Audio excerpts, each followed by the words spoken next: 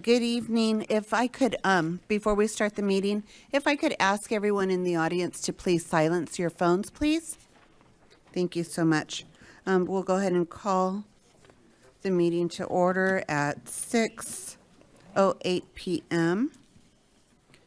And if I could have, okay, thank you so much. Please.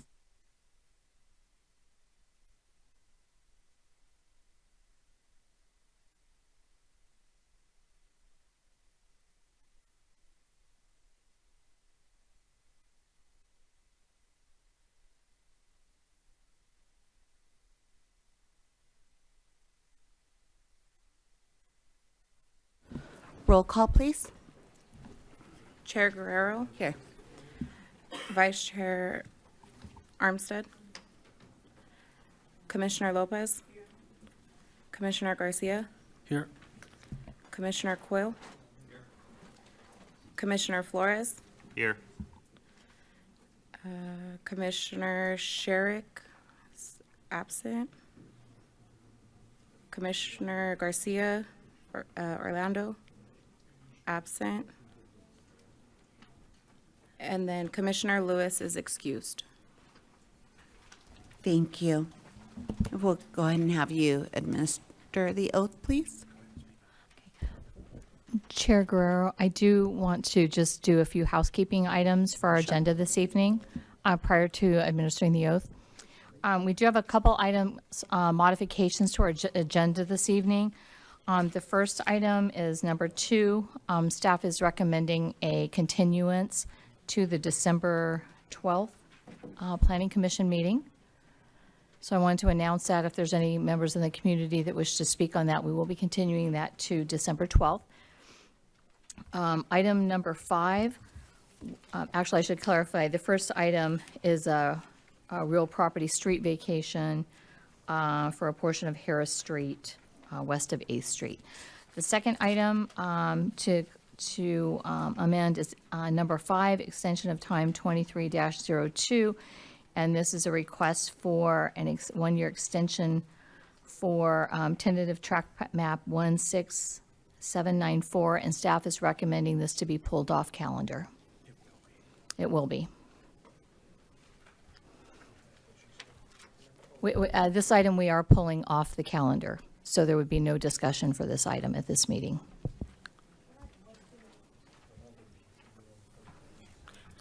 Can I question number 5? Because most of these people are here for number 5. They'd like to be heard. There's a lot of concern with number 5, and you're continuing it, extend it again. It's been lagging, 3 years now? And you want to extend it so they can come back to it. There's a lot of issues with number 5. I think these people should at least be heard. They should be heard.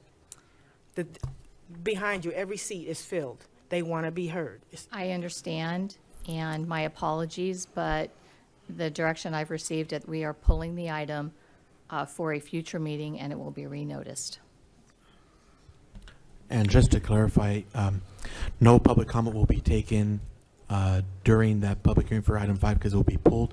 But right after this, there's the general public comment portion.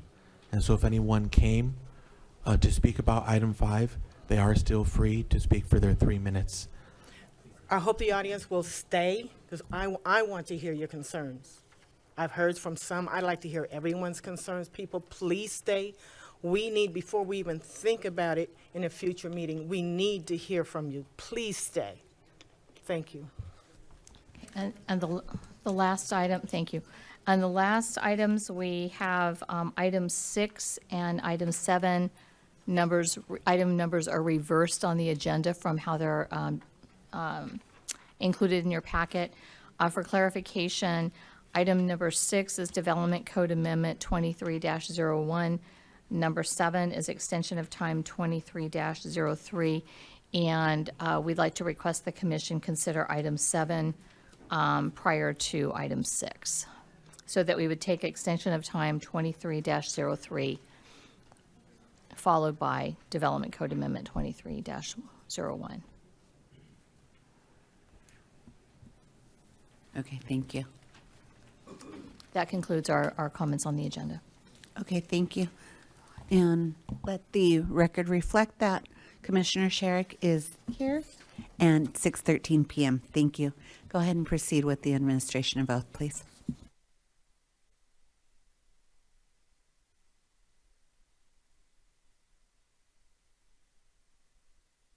This is for all those who wish to speak.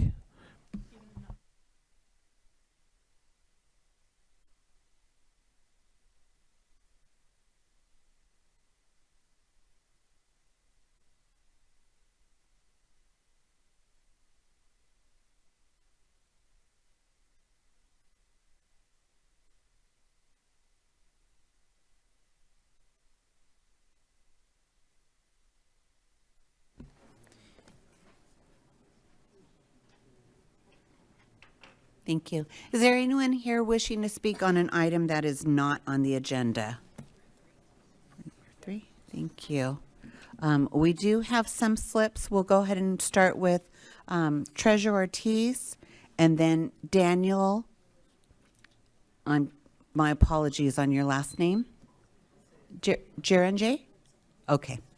Okay. If anyone else that has not filled out a slip that would like to speak on a matter not on the agenda. And Chairwoman, I just want to clarify, if anyone is here to speak on item 5, which is the extension of time 23-02, they can fill out a slip and speak during this time as well. Okay. So if they already have their slips filled out, we'll just go ahead and call them in that order? Yes. Okay. All right. So if you have not filled out a slip and you'd like to speak on an item that is not on the agenda, please do so now so we can. Okay, thank you all so much. We'll go ahead and proceed. We are being live streamed, so we'll go ahead and proceed with Treasurer Ortiz. Thank you. Thank you, Chair. So, Commission, tonight, number 5 was pulled, and this is the track map concerning the Oxbow. But it is actually so much more than that. It is a fraud and a scam being perpetrated to this community. And what's sad is it's coming through the way of the city. The Aberdeen Developer, LLC, is a fraudulent company that is mixed up in litigation currently with other developers for creating fake names, for creating fake people, and a company that didn't exist until April 22nd of 2022. And then a month later went to the city, was working with fired Nathan Freeman, now fired David Murray, now fired Oliver Mojica, in trying to acquire a grandfathered in way to crush and grind on site. This is so sad to see and utterly ridiculous to keep repeating. This commission worked for 5 months to create an ordinance to once and for all stop the idea of anybody being able to crush and grind on site. And you know what? That's never gone to the council. All of your hard work has never been presented. The city never told you guys that they had talked to a new owner. It's not in any one of your previous agenda items that they were in negotiations with Aberdeen Development. They never told you that litigation was filed in November of 2022 against this group for being fraudulent and actually being the shell company of the same owners, Al Jazeera and Pacific Coast LLC. Why the city allows this type of corruption, I don't understand. Because we see a revolving door of the higher up. So is it more internal? Is the problem existing somewhere that we haven't gotten to yet? Because you cannot operate on good information if you're not receiving it. What I'm asking this body to do when this comes back is to deny this. After 13 years of non-development, why would you ever allow someone to have a legal claim to that land that they shouldn't have? We need to be removing the pile that has been dumped illegally at the hands of our city and political donors of John Valdivia. Finally out of this city, clear the air and start over. All of the permits have expired. This property hasn't been touched in 3 years. Why? Why are we still here? And the answer is pay-to-play corruption. And you guys are the only ones, along with the community, who shows up only to have an item, as soon as it ends up on Facebook. Did you notice that no one had said anything about item number 5 until it ended up on Facebook today? And once the community was ready to go, then all of a sudden, magically, BB&K is pulling it off of the agenda. Does not this lawyer do Google? Does not this lawyer look at law cases and things that are being filed in court for you? How can you have a lawyer represent you who is not properly doing so? Thank you. We'll go For the ahead and record, go with- Chairwoman, for the record, BB&K was not responsible for pulling this item. That's staff's call, not BB&K's. Thank you. Thank you. We'll go ahead and go with Daniel, and forgive me on your last name. You'll turn on the mic, please. Hello all, my name is Daniel Javanji. I'm a longtime City of San Bernardino resident. I'm a marketing technologist, as well as a small business owner. Some of the planning and folks, you might have seen me earlier today filing permits for my business in City Hall earlier. So today I just came to give some general comments on some things that were on my mind and that are also on the agenda. So the first comment is in regards to better economic development. It feels like for a long time, the city, when we look at economic development, it's approving gas stations, warehouses, truck yards, things of that nature. Not that those things are specifically bad, but I feel like we need to have a diverse view of when we approach economic development. We have 2 medical universities in the area. Could we be doing medical manufacturing? Could we be doing biotech? Could we be doing aerospace manufacturing? We have the airport, we have a UAS center, we have a partnership with Caltech. So there's a huge variety of things that we could be focusing on, rather so solely on logistics industry. So that's kind of one of the cautions I want to place on you all and let you know that when things come up, we need to be careful and see what are we dedicating to land, what is being approved, what is being put on place. Because if these large warehouses come in 200, 300,000 square feet, it's going to crowd out some of these other small startup industries and smaller businesses. You know, like earlier, this past year, there was an emergency in the mountains. My cousin got trapped. Could we be getting law enforcement type businesses? Maybe a Napa Auto Parts that can service the sheriff's department, helicopter parts, when the firefighters come in, if they left their tools, different things like that. Moving on to another topic, which are CEQA exemptions. A lot of these projects are on the agenda are asking for CEQA exemptions. The problem is that last meeting, we talked about a warehouse that you all didn't know about. It was 300,000 square feet. The DERC approved another warehouse on 3rd and Tippecanoe, which is 100,000. So 100,000, 300,000 here, there, all by elementary schools, high schools. So we need to look at the totality of when this is happening. Does this really need a CEQA exemption? Should we have a little more of a process when these buildings come in? Because a lot of truck traffic is going to come. It's going to raise the pollution. We're in a mountain valley. Pollution cannot easily escape. We're going to get boxed in. And then lastly, we need better zoning and truck routes. You know, this is a contentious topic. We do need truck routes. As I mentioned, I'm filed permits for business. It's in e-commerce. So I literally will need a warehouse. But I don't want it to be done in such a way where it doesn't benefit the community or it ends up right at an elementary school. You know, we need something where there's better truck routes. So that's my comment. Thank you. Thank you. Hank Mitchell?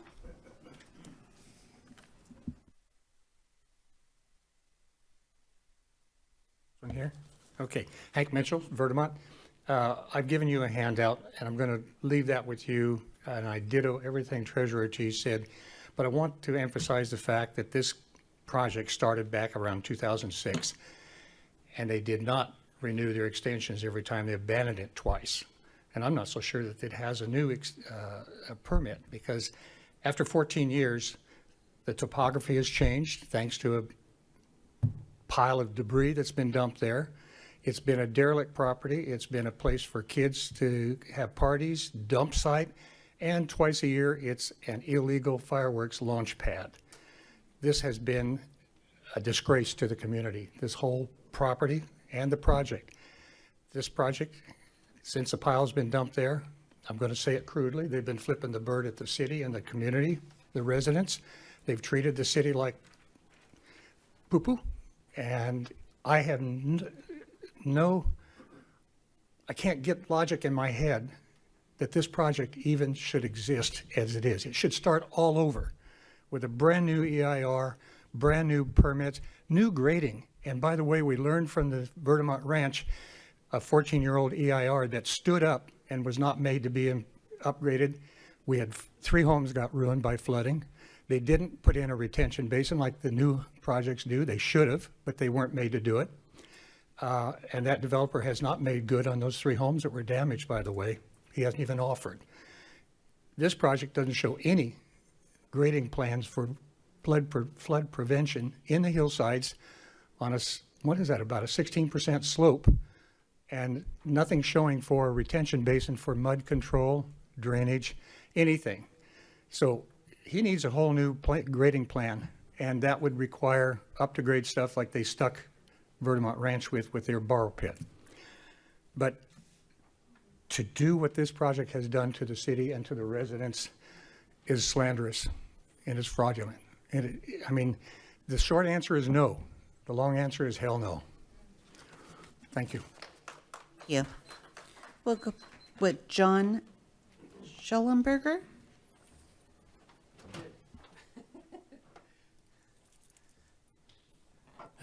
Good evening. John Schellenberger, President, Arrowview Neighborhood Association. I'm here to speak to an opposition on item number 5, in opposition to it, but in support of the Vertimont neighborhood. It is inconceivable to me that toxic lithium-laden concrete was even allowed to be dumped near a residential area. To me, that's criminal in and of itself. But the people that are allegedly involved in the situation doesn't surprise me one bit, because one of the persons that's involved in it never lives here. Didn't when he was mayor, he doesn't now. So it doesn't matter. What doesn't affect you doesn't concern you. But we have elderly people up there and children. And if the intention is just to be able to grind when you're not supposed to be grinding concrete in the city of San Bernardino, get it through your head. This commission has done extensive research and has proven through their research that it's dangerous to the health and safety of my neighbors in Vertimont. So to me, the commission needs to say absolutely not. So my question is, okay, if I buy a parcel of land in this city and I see that there's a bunch of stuff there that needs to be taken out, can I get a year extension too? Can you, oh no, John, we're going to call code enforcement on you and you have to have it out in a month. But this isn't even toxic. Doesn't matter, John, you have to get it out of here. But what about this guy? Oh no, he's involved with this group over here. He's exempt. We can't do that anymore. We have to get things straightened out and get these people straightened out that continue to do this stuff. I stand with my neighbors in Vertimont, and I'm with you in this fight. Thank you. Thank you. Scott McLeod?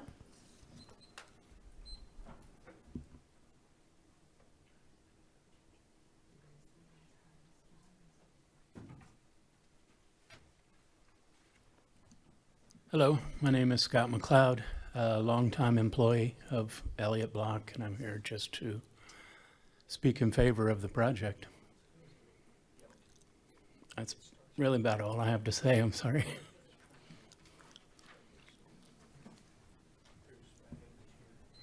Thank you. We also have another one for Daniel Givenchy. Was that on a separate item, or? You'll have to speak into the microphone, please.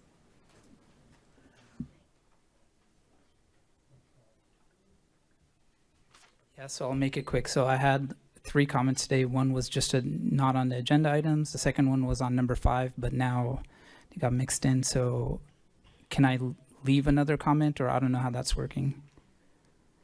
Yes, you may. Okay, so I'll just make it quick because I wanted to talk about the Oxbow project and how it just kind of magically appears to keep on coming back and haunting us, and the bones of a warehouse are, in North San Bernardino. And one of the things that I want to mention is that, you know, this where the rubble came from a burned down warehouse in Redlands in the IVDA development zone. Could it have not been taken to the toxic recycling center right by the airport? So even aside from, you know, crushing and grinding, which is a contentious topic, it should not happen in residential areas. Should we be, as a planning commission and city staff, looking into when there are toxic materials or crushing and grinding? Should we be getting like a metal shed type thing where we put the crusher inside, then the dust isn't escaping? Or maybe are there some other tactics that we can look into? But just at a high level and to kind of summarize everything, I'm not in support of this project. I feel like it should be denied and put to the end of it, and the concrete should be removed from there. Thank you. Thank you. Treasurer had also filled one out, but she's left. James Penman, Mr. Penman?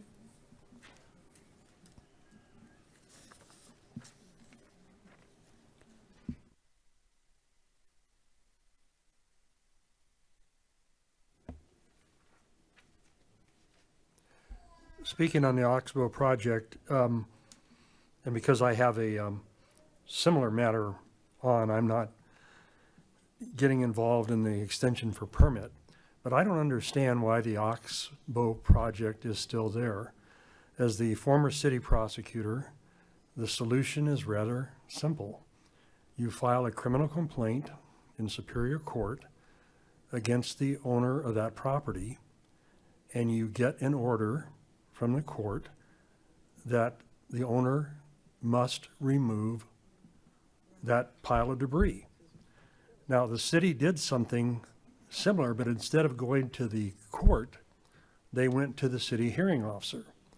The hearing officer does not have authority to sentence anyone to jail. A Superior Court judge does.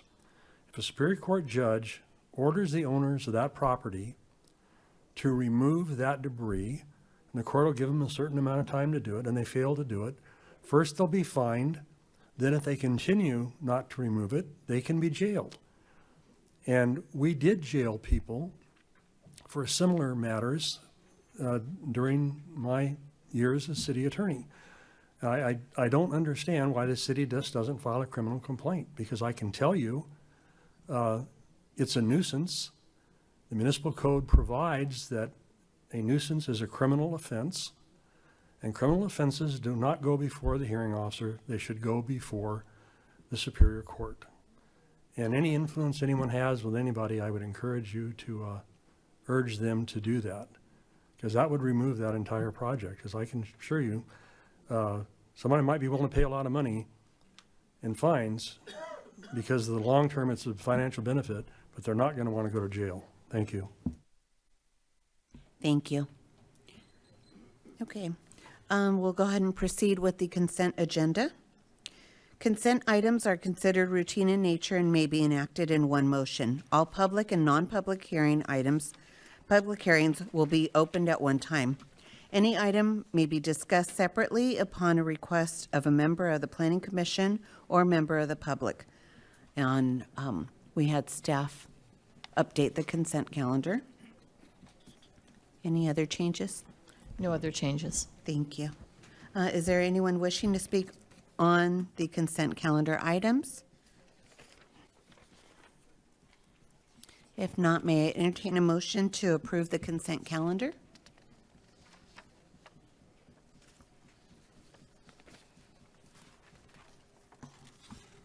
I'll make a motion to approve the consent calendar.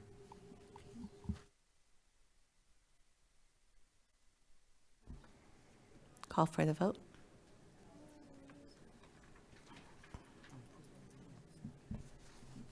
Chair Guerrero, Yes.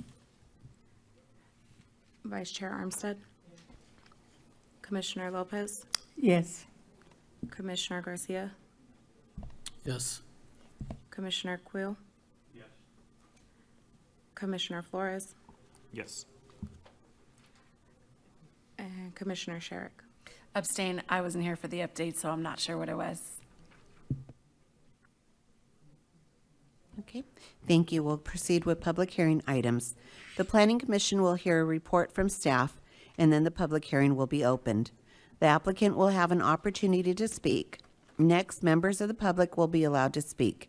Anyone in the audience wishing to speak must be sworn in and fill out a request form to speak form. The forms are located on the table near the door. When your name is called, come forward and speak into the microphone. Say and spell your name and give your address for the taped record. After all have spoken, the applicant will be allowed to respond. The public hearing will then be closed and the Planning Commission will begin deliberations and make a decision.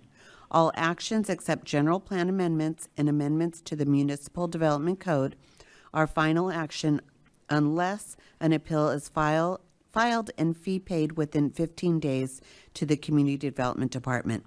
If you challenge the resultant action of the Planning Commission in court, you may be limited to raising only those issues you or someone else raised at the public hearing described in this agenda, or in written correspondence delivered to the Community Development Department at or prior to the public hearing. We'll go ahead and proceed with. Go ahead. I have a general question. I have several comments. It also involves number 5. Do I wait till after, or do I make all my comments now? How do I do that? I would wait to the end for commission No problem. comments. And Chairwoman, the next item is number 2, the real property street vacation. I believe Mary has something to say about that. The next item, number 2, I believe Mary has something to say about it. The continued item of number 2, real property street vacation. Correct, and we would need the action by the commission to officially continue that item to a date certain, which will be December 12th. Chairwoman, and so before a motion, second, and vote, I would ask that you open the public hearing, accept any public comments from those here in attendance to speak on that item specifically, and then you can entertain a motion to continue the item. Thank you. So we'll go ahead and open up the public hearing for item number 2, real property street vacation 15.30-437. Is there anyone here wishing to speak on this item? We'll go ahead and close the public hearing. You can keep the public hearing open. We'll keep it open for the motion. Don't close it, Okay. and now you can entertain a motion to continue to December the 12th. Okay, thank you. May I have a motion? Yeah, I'll make a motion to continue that to the meeting of the 12th. Okay. I think she heard you. Second. Call for the vote. Chair Guerrero, Yes. Vice Chair Armstead, Commissioner Lopez, Yes. Commissioner Garcia, Yes. Commissioner Quill, Commissioner Flores, Yes. Commissioner Sherrick, Yes. Thank you. So the item will be continued to the December 12th meeting. Chairwoman, if I may. Well, Jennifer, could you just report out how the vote came out for this item and then every item going forward? yes. For item 2, all were in favor. And so the vote tally was what? 7? So seven yes votes? Yes. Okay, so I would just ask if you could say the item is approved or the item was not approved after you tally the votes. Thank you. Okay. So we'll close the public hearing on this.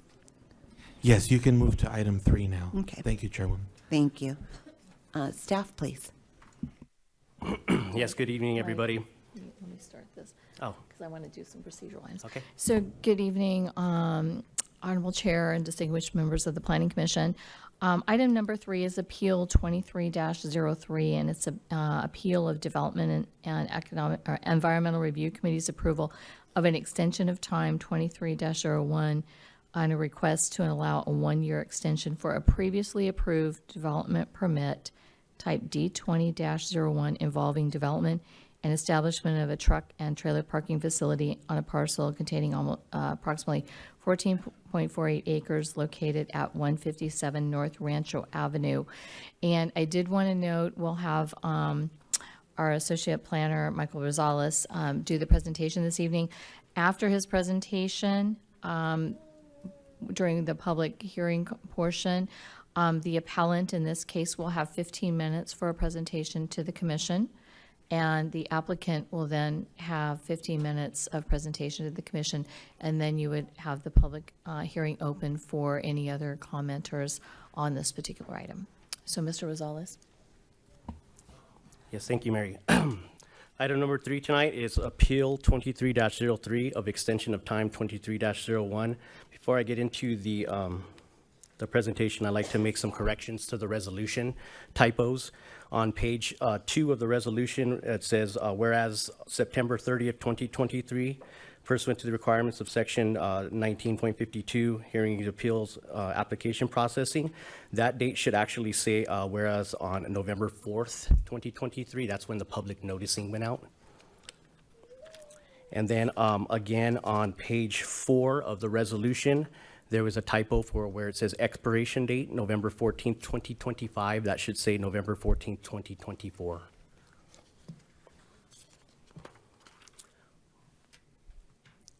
All right. So tonight's item number 3 is an appeal of the extension of time for previously approved development permit type 20-01 involving the development and establishment of a truck and trailer parking facility on a parcel containing approximately 14 acres. It's located at 157 North Rancho Avenue within the industrial heavy zone. Here's the location and zoning map showing industrial zoning designations surrounding the immediate property.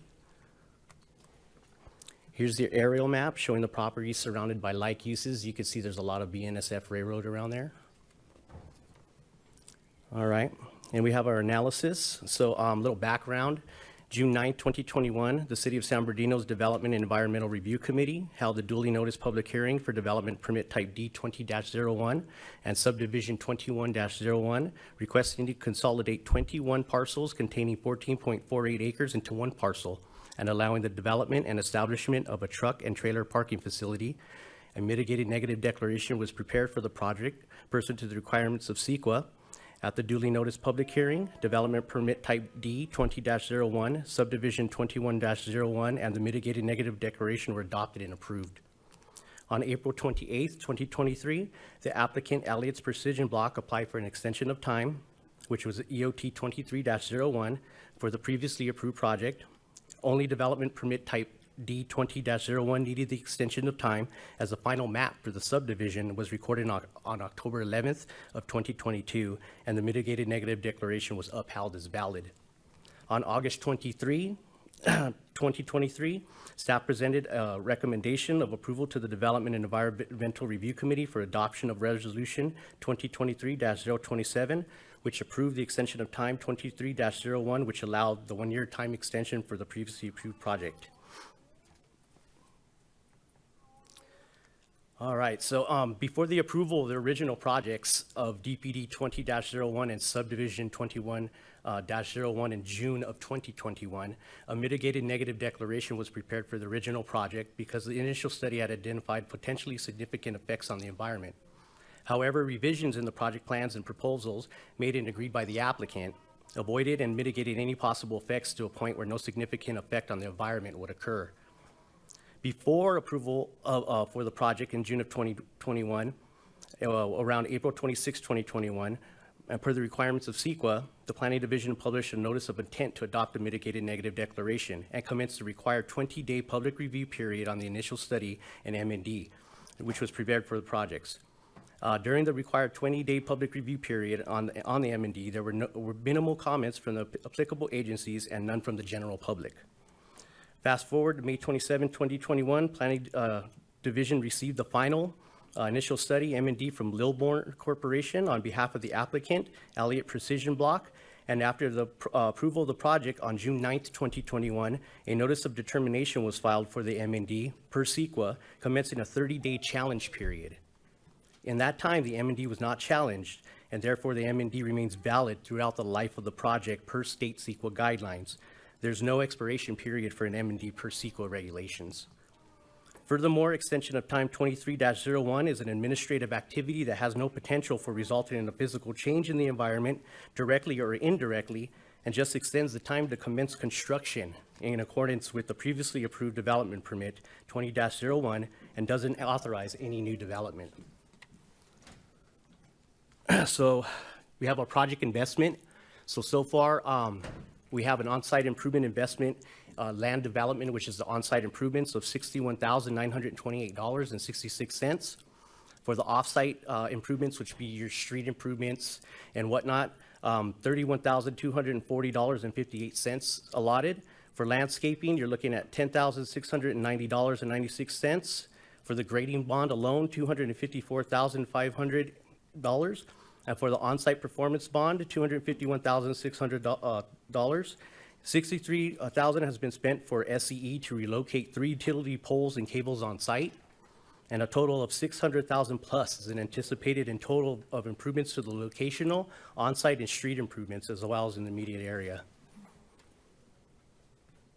So here we have the original approved site plans from the original approval. Here we have the reiteration of the landscape plans. Here we have the site looking east. This is the site as it sits now, very clean, very landscaped, well-to-do. The on-site, there is no active code violations. They've never been in any circumstantial code violations or received any sort of violations. And this is the notice of determination that was filed for the M&D, which solidifies the project so it can't be challenged. So before I go on to my recommendation, I believe, Mary, did you want to say a few words? Yes, thank you. I did want to make a few staff clarifications, just based on the appeal that we did receive. And one of the references in the appeal was that the DERC committee members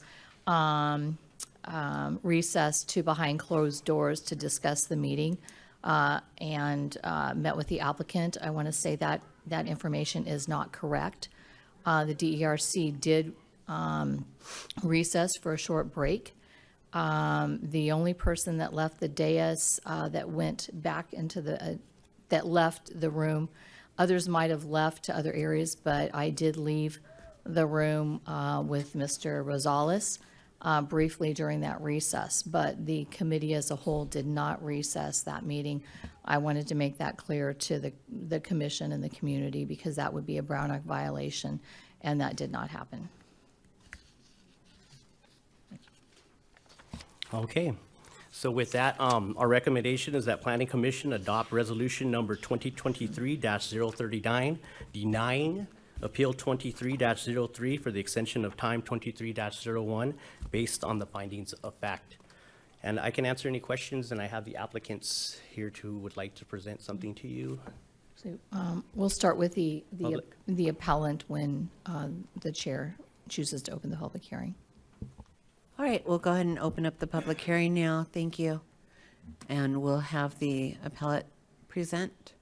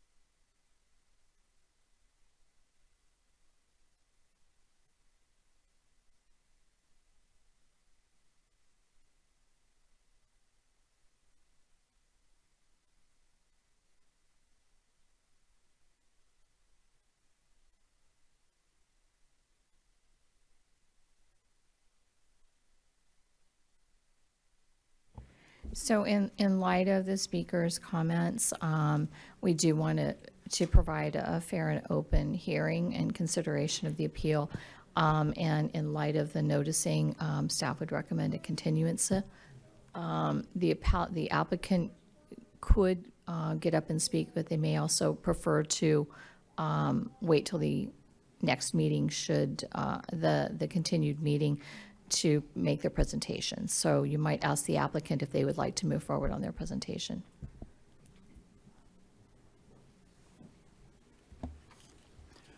James Penman, Milligan, Beswick, Levine, and Knox, appearing on behalf of the applicant, Elliott Precision Block Company. This hearing was noticed some time ago. I'm not sure why the appellant says she only received notice yesterday. I met with the appellant on behalf of our clients on October 16. I met with Ms. Silva, and our clients had wanted to come too, but Ms. Romero, Teamsters Local 1932, facilitated the meeting with Ms. Silva and informed me that they only wanted to meet with me, I guess because they knew me, I don't know. But anyway, we met. And I told them that even though our clients had a 719-page environmental report prepared and had adopted everything in there that the DERC wanted, that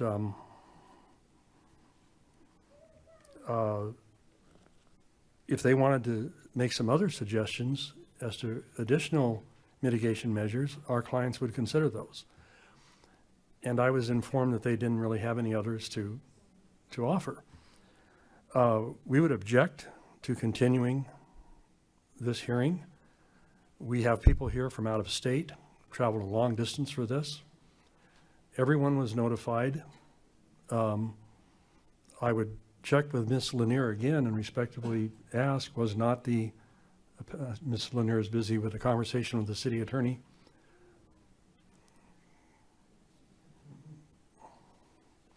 I would ask Ms. Lanier, was the appellant not notified of this hearing prior to?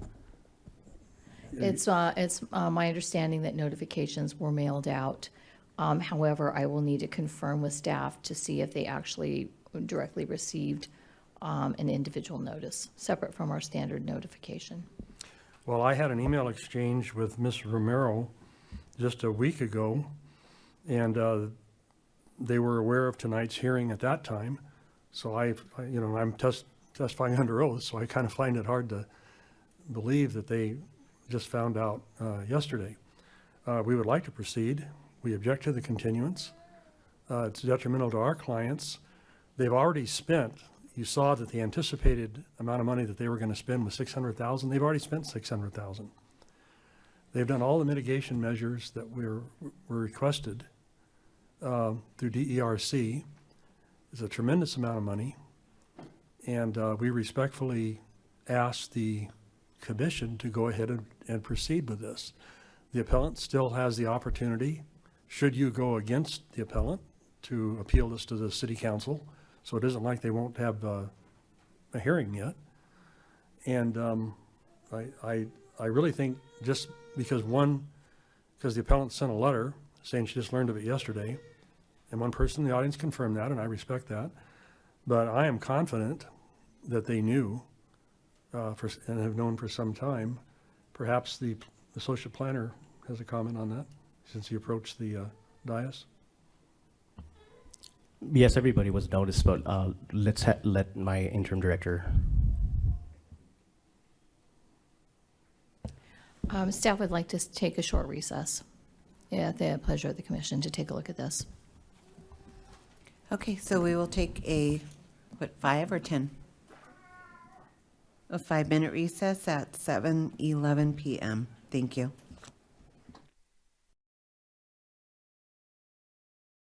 Noticing completed and sent out, and the appellant was on that list.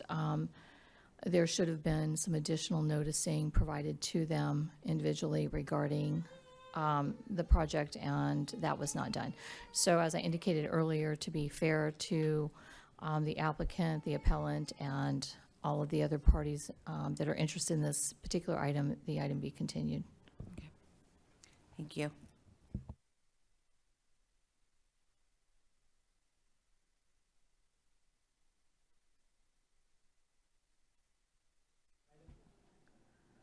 On this particular item?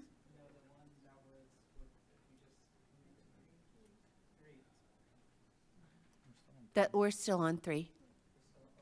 Yes, did you fill out, we have quite a few that are wishing to speak on this item. Did you fill out a form? Okay. We haven't gone through that yet. Okay, thank And you. Chair, you can take public testimony and then Okay. just continue the public hearing, should that be the commission's desire. Okay, thank you. So I'll go ahead and open up public hearing for this item. And then we'll proceed with the public comments. Okay, Excuse me, Madam Chairperson, yes. are you going to accept the recommendation to continue the item? Because that will affect whether our speakers will speak or not. We need to know if it's going to be continued or if it's going to proceed tonight. Again, we're asking it to proceed tonight. We believe that the notice that was sent was legally sufficient. The fact that there might have been other notices, I don't know anything about that. But you're only required by law to give the notice. And I have a copy of the notice dated postmarked November 2nd, 2023. That went out, and you've heard the interim director state that the appellant was on the list. And I believe that's legally sufficient. I would defer to legal counsel for the city if they have any contrary. I'm sorry, sir. Excuse me. He's still speaking. Thank you. I would defer to legal counsel for the city if there's some legal notice requirement that was not met, but the only notice I'm aware of that's required is this one. And it was sent. We haven't opened a public hearing, ma'am. I'm sorry. The appellant does have her statement here, and we can read it for her. So it's not like she's not here and her statement is not here. She wrote her statement down, which I can read for her. So then, Chairwoman, given the comments just stated, I would recommend that the Planning Commission proceed, hear the written comments from the appellant, then hear the comments from the applicant's representative, and then take public comments. okay, thank you. Thank you. So,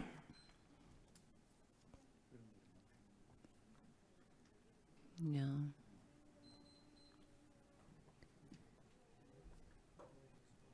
And we'll go ahead and have the administration of oath, please.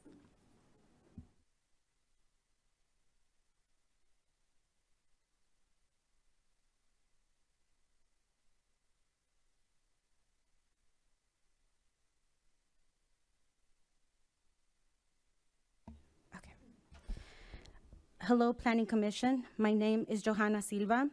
I am appellant for this item. Unfortunately, I have to work and I am unable to attend. I would like to first state that the notice for the appeal barely arrived today, Monday, the day before the meeting, and has not given me enough time to plan accordingly to be present at this meeting. Furthermore, this project cannot continue or be approved for the extension of time that was requested by the developer. There is enough pollution in this area already due to BNSF and a parking facility that was already built just down the street from where this project would take place. The cumulative implications of having so many high pollution industries in your neighborhoods needs to be studied further so that we can truly grasp the effects that will have on our own health and overall well-being. Community came before the DERC and pleaded with committee members who are not part of this community and have no real understanding of the battles we face with poor air quality and crumbling infrastructure that will only worsen with construction of yet another parking facility for trucks and trailers. There was a violation of Brown Act on behalf of DERC where all committee members excused themselves past the same door, and when they returned, the decision was made to approve this project. The committee was left in the dark while they left to either speak about this or not. We did not know. This happened away from the public eye and left a bitter taste in our mouth as we feel this was dishonest and there was no true accountability to the public. A project was approved without proper representation of community on that committee. Our voices, our pleas were heard but blatantly ignored. Per the last Planning Commission meeting, I saw that many of the commissioners were stunned to find out the DERC is able to streamline projects without the commission event hearing about them.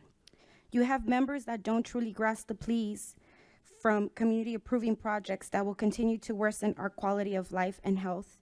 The lack of proper representation coupled with industrial greed continue to harm communities, especially Black and brown communities that are historically low income. So I ask that you please not ignore the pleas of community and stop this truck stop from being built in my community. I also deeply encourage the commission to work alongside the developer to find more suitable land for this project. I understand that there is need for this facility, but the need for this facility cannot be met with greater support than the needs of community. Moving this project to a solely industrial area would be best for community and development. Thank you. Thank you. We'll go ahead and hear from the applicant. Thank you.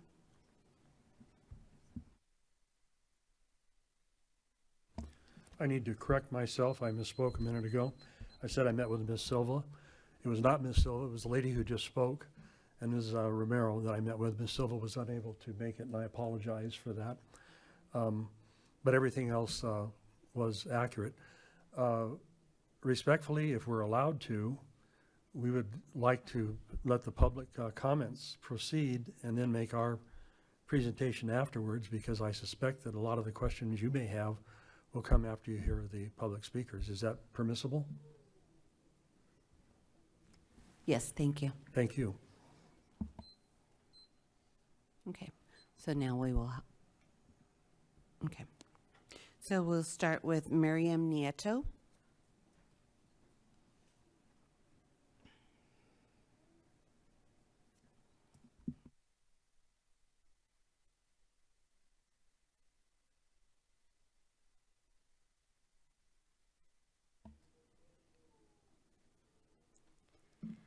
Hi again. My name is Miriam Nieto. I am the co-director of Just San Bernardino, and I am here to say, please go ahead with the staff's recommendations to appeal of the development and environmental review of the committee's approval extension of time. And the reason I am also in favor of that is because not only is this harmful to our communities, not only is this development another trucking development that is coming here to San Bernardino, the city of San Bernardino does not have a trucking route still. We do not have a plan for a trucking route. We do not have appropriate zoning that is appropriate for trucking routes, a plan. Nothing has come out of our city. So I don't believe that any of these projects should even be coming to life at the moment, not until we actually give the community what it deserves, give the community the policies, the work you guys as your jobs that you guys have to be working along with other city leaders, city councils, to really pushing to bring an actual plan together. That's what the community needs. We don't need just random projects coming into life and then the community having to come out here and fight them. Maybe these jobs are needed, maybe these routes are needed, but there has to be some sort of system for it. And that system is having a plan, having a trucking route, and having the appropriate zoning for it first. And that's my comment. Thank you. Chair Guerrero, if I can make one clarification. Ms. Nieto indicated that she concurred with the staff recommendation. I believe she does not concur with the staff recommendation. Staff is recommending that the appeal be denied. I think she wanted the appeal upheld. Sorry, yes, Okay. I'm sorry about that, yes. Thank you. Thank you. A question, clarification. So for clarification, staff is recommending we approve the trucking. I mean, is that what you're saying? So it's clear to everyone.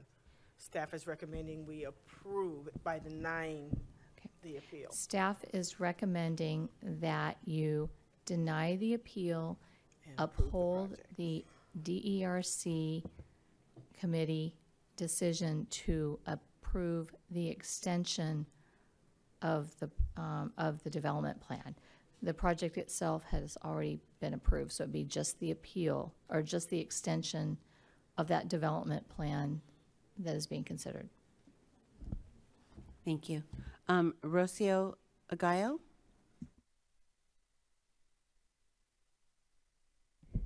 Good evening.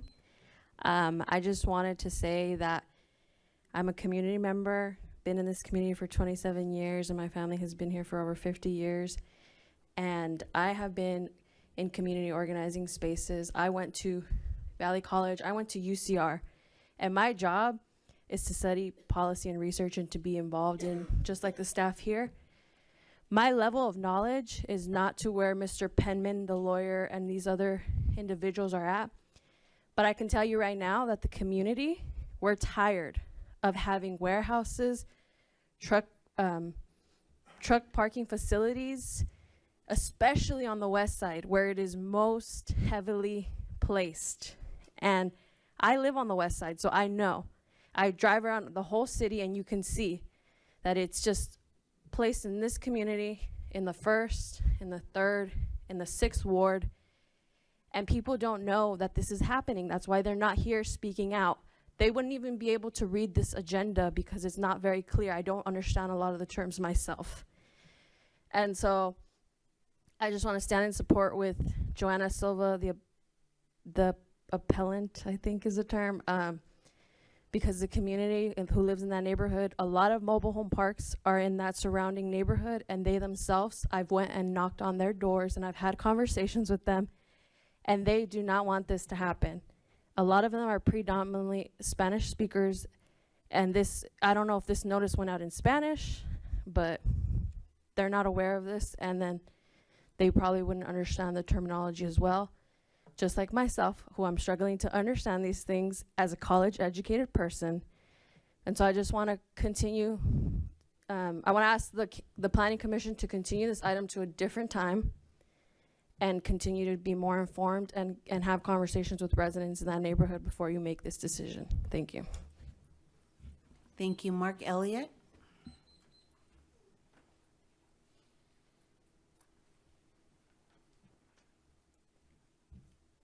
Hello, I'm Mark Elliott. I was expecting to go last. I'm here to speak in favor of getting this project underway. We have met every criteria that's been asked for. We have jumped through every hoop. We have dotted every I, crossed every T. This isn't a mere bagatelle. This is not a mere bag of peanuts. This is part of the future of San Bernardino. We've been in business for 77 years on that piece of property, and we're changing. When people talk about all the detriment that we're bringing to the city, it's completely ridiculous. We're bringing less trucks. We used to have 8 of our own semis that ran in and out of that plant, as well as all the customers. We won't have those customers anymore. We used to fill the cement silos full of cement. We had to have a special filter house up on top. Our old sock house for catching the dust was no longer good enough. So we had to build a new kind. As far as the quality of our air is particularly good compared to what it used to be. Kaiser Steel doesn't exist anymore, doesn't turn the air green like when I was growing up. Don't we brag about our great air quality when we talk about business coming to San Bernardino? If we want business to come to San Bernardino, if we want people in San Bernardino, then we need to allow them to be in business, conduct business. The laws of commerce, you know, as far as truck routes go, I could really care less if you ever get truck routes. I spent plenty of time behind the wheel. We need to be able to get to the job site without having to go 2 miles down the road to find a road where you can drive on, you know, and the laws of commerce address that. I could go on because I'm a freaking system of checks and balances. And my point is that we have done everything that was asked for. COVID screwed up the whole world, and it screwed up our world too. And just because we weren't able to get moving on it, because of that, doesn't mean that everybody else can come traipsing in and start throwing their little rocks at the situation. The fact is that it's going to be a much cleaner, much quieter situation than Elliott Block ever was. And as far as the trailer parks, geez, I delivered block to those trailer parks when they were building them. Some of them are very, very old. One of them in particular isn't. Thank you. Yep. We'll proceed with Judy Penman. She wanted me to talk some more. Thank you. Thank you.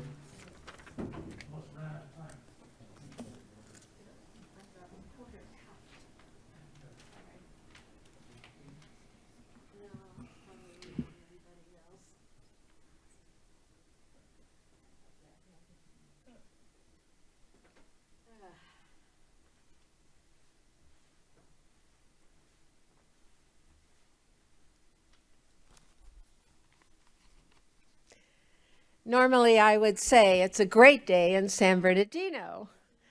However, let's hope it's a great day in San Bernardino. I'm Judy Penman.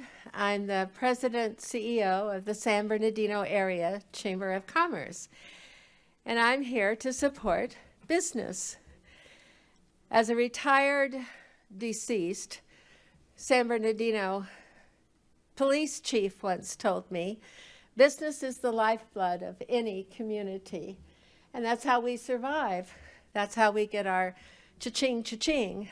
And so I looked at all this information of Elliott Precision Block, and I was so impressed with what they've done for 77 years. You know, when I read these letters, and I hope all of you did too, because it's quite touching, especially the part where so many of them graduated from Pacific High School, yay, yay. And there's blocks all over this community. Even Quill Brothers did business with them.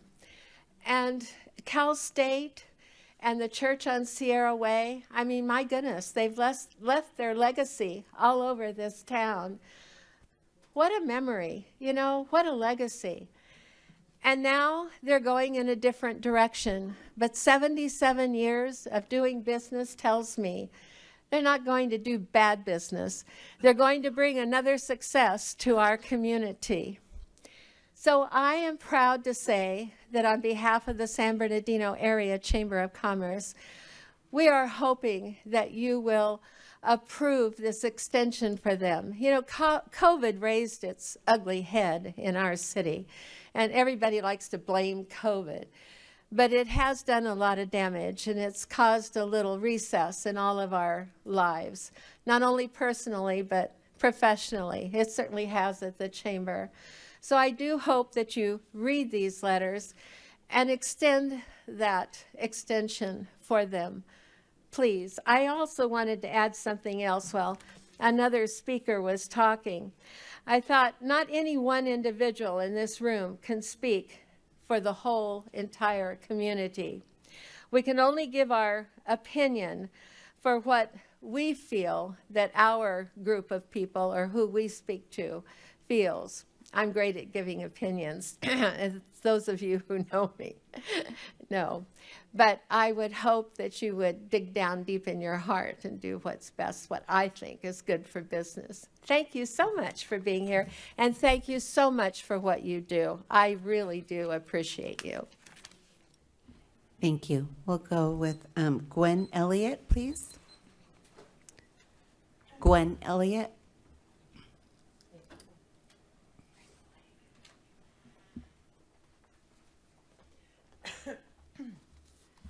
Is it on? Hi. I need a drink.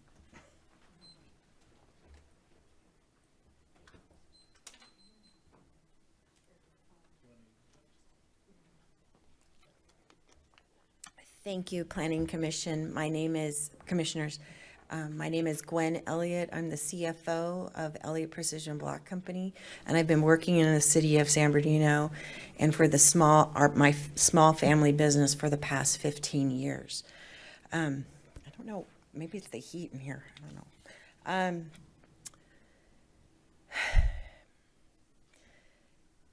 We want to be good stewards with the business and land our grandparents, Fred Elliott and Velma Elliott, started in 1946. My father, our fathers, my dad's identical twin, who's the president for the past 40 plus years, since my grandfather passed when I was 10 years old in 1980. My grandmother lived to 100 years old, and she was always proud of our company. She passed away 10 years ago. My aunt, who just turned 80, has been involved with the business. Uncles, we've had 4 generations work in my family company. We have had many local employees. We've been invited to their children's weddings. We have deep roots in this city. We have given our time, our work, to our small family business for the benefit of the family and the community. I want to read a letter from our employee who was not able to make it tonight. My name is Adele Schulte, and I am a current and longstanding resident of San Bernardino. I am currently employed at Elliott Block Company, but have been familiar with the company for many years. Working in the same industry as my father's business, we would oftentimes collaborate with Elliott Block to meet the desired needs of our customers. And now, as an employee of Elliott Block, I have firsthand knowledge of how they go above and beyond to ensure that not only their customers are well taken care of, but their employees as well. I have heard countless experiences of how Elliott Block has created a sense of family in the community, of longtime customers supporting the small business, knowing that they could always trust and rely on Elliott Block for their needs. Many of our employees who have lived in San Bernardino most or all of their lives started with the Elliott Block family and worked up until retirement. Elliott has created lifelong careers and supported many families in our community and will continue to do so. I am in favor of the time extension to complete the redevelopment. I'm also in favor of the truck trailer project and the need in the community. So many small businesses are disappearing. So to see a small business change with the environment, grow and evolve into a business that would help the economy is a positive change for the community. Thank you so much for your time. Please approve our extension for the development. Thank you. We'll go Matt Thomas.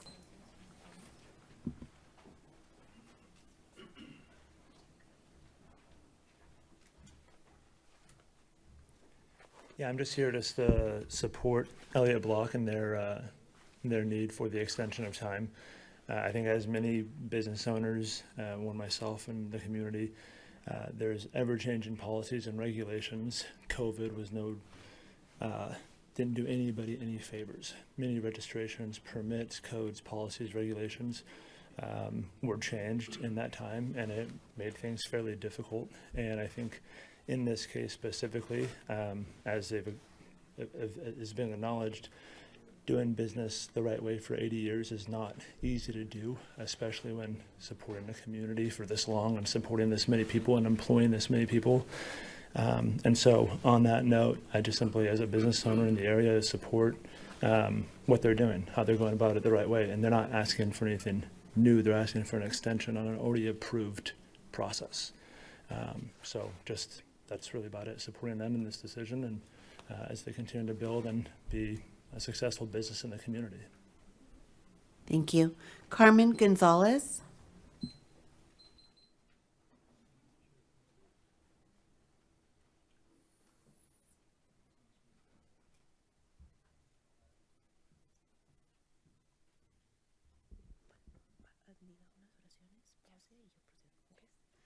Buenas noches. Mi nombre es Carmen González, Chairwoman, organizadora con la Colectiva Chairwoman, sorry. Popular. Just one One moment, second. please. I just want to be sure, Jennifer, that we're providing this person 6 minutes, not 3. Thank you, Chairwoman.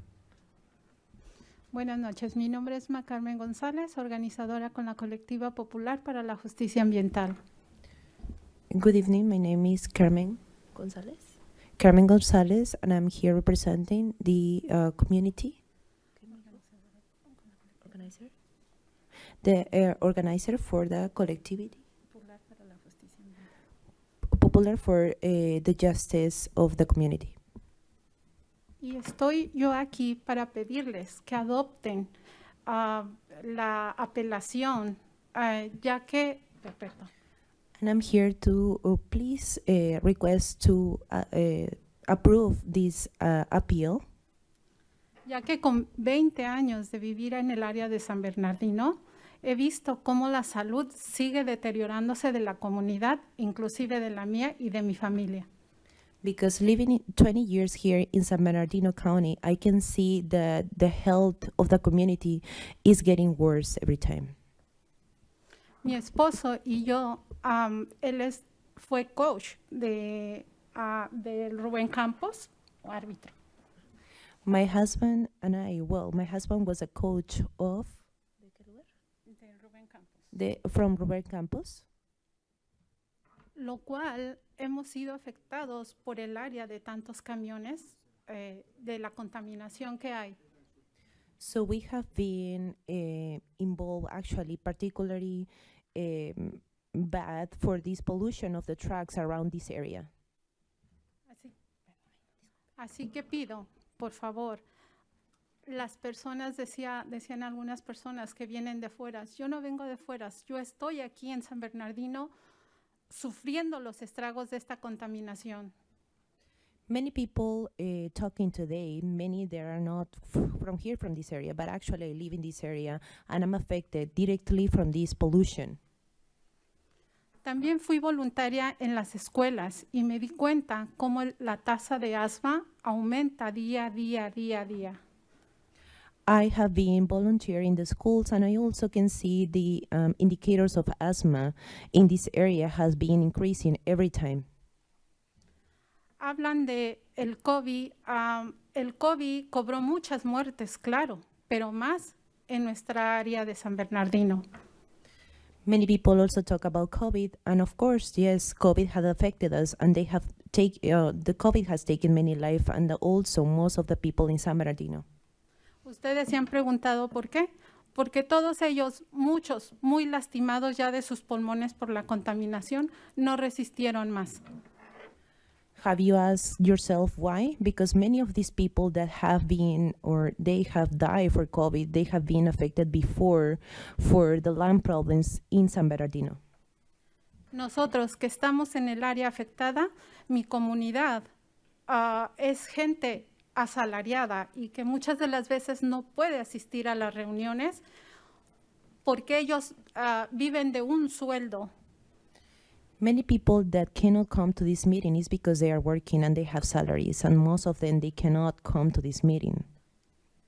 Yo amo a San Bernardino y por eso lucho por San Bernardino. Cuando presentan un mapa, presentan las cosas muy lindas, pero la realidad es otra. I live in San Bernardino. I love San Bernardino, but actually, when you're presenting a map, you are only showing the beautiful thing or the beautiful part of these maps. But actually, I know the reality of this. Tengo familiares, los invito a San Bernardino y me dicen, ah, no, San Bernardino está muy feo, muchas calles feas, industria, carros. I have families. I always invite them to come to San Bernardino, but then they always tell me, no, San Bernardino, no, it's very polluted, it's very contaminated, it's dangerous, and they tell me that all the time. Por eso hoy pido que los intereses monetarios de la industria o de algunos cuantos no sobrepasen la salud de la comunidad. So today I'm here to request you that not only the money can overcome actually the needs of health of the community. Muchas gracias y también agradezco por la traducción, porque es como cuando un sordo no escucha y ya con la traducción ya escucho. Thank you very much for this comment, and also appreciate this interpretation because it's like a deaf that they cannot hear, but now I can. Thank you very much. Thank you. Tanya Gonzalez?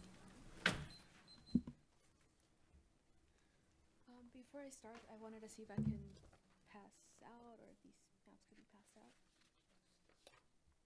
It's possible.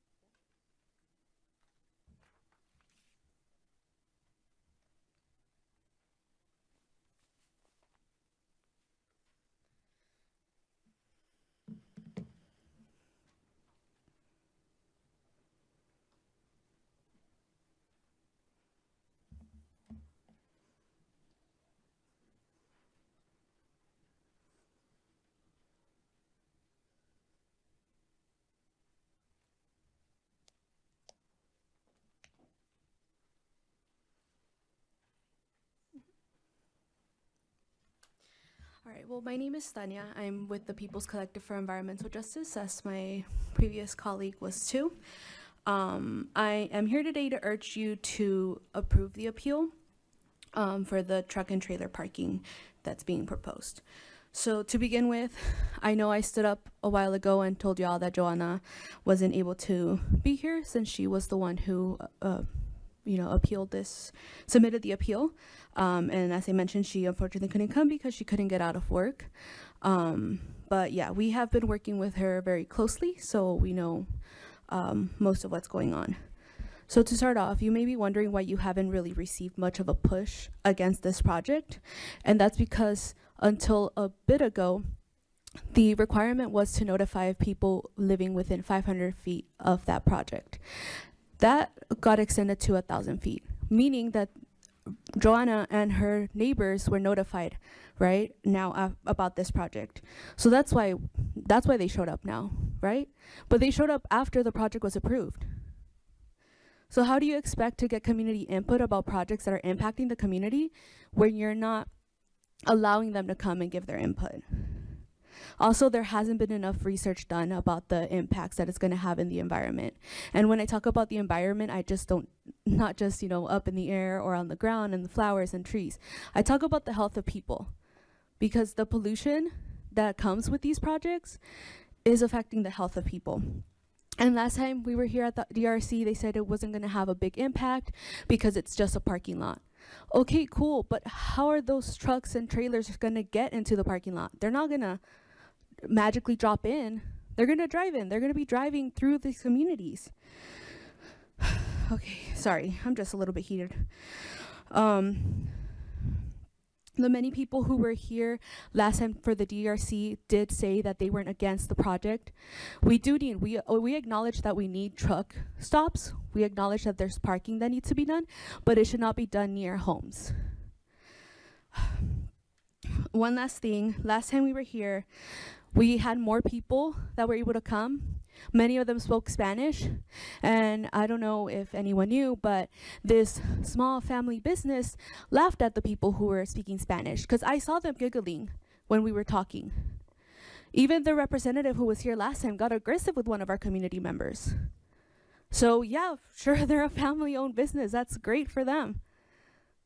But no matter how little they are, they're still impacting the community. Also, the lawyer mentioned that, he misspoke. He didn't speak to Joanna or Miss Silva. that he spoke to Miriam. Miriam has not spoken to him. He met with Martha, and that was an unofficial meeting. It wasn't an official meeting. Thank you. Melvin Elliott? Melvin Elliott? Is he not here? I'm here. Oh, okay. Thank you. A couple of exhibits. How would I exhibit them?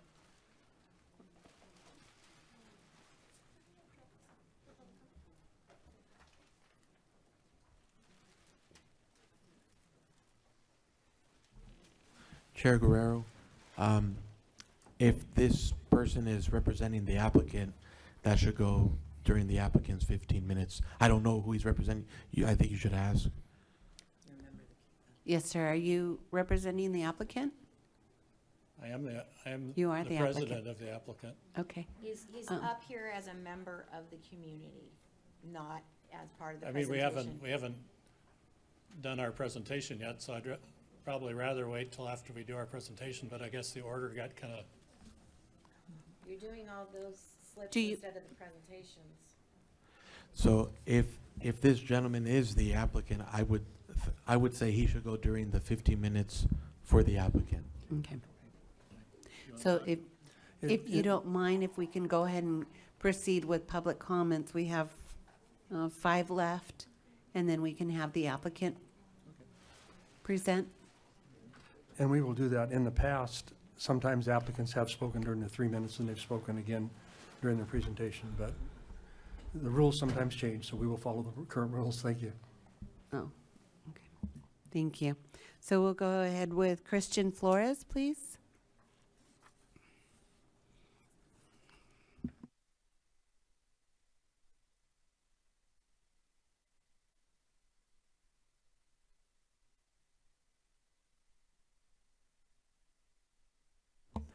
Hello, everyone. My name is Christian Flores. I'm a community organizer with Inland Congregations United for Change and a lifetime resident of San Bernardino in the First Ward.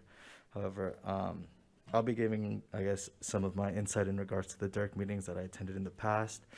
However, also speaking on behalf of 2 residents that live in the neighboring mobile home parks, the Santiago Mobile Home Park and the Petit Chateau Mobile Home Park, that are within the 1,000-foot radius of the proposed project, that weren't able to make it today, as it appears one side received more notification or information in regards to the meeting than the other, and it might very well be that the Planning Commission is not held to the same notification standards that were recently changed in the DIRC hearings when they were changed to the 1,000 feet.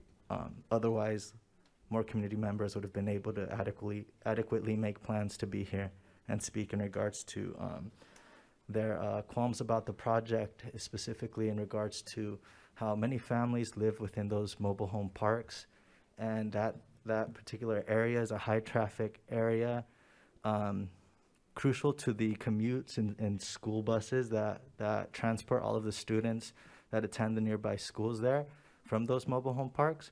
I know that this area is zoned heavy industrial, but this is an example of historical housing inequality, where affordable housing developments have purposely been placed in heavy industrial zones as opposed to residential zones, which has happened across the state and the country.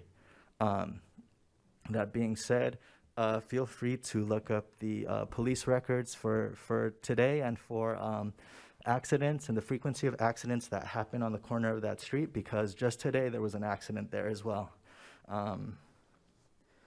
In addition, I just want to echo what was brought up in regards to folks, because of that change in regards to the notification for the project development radius.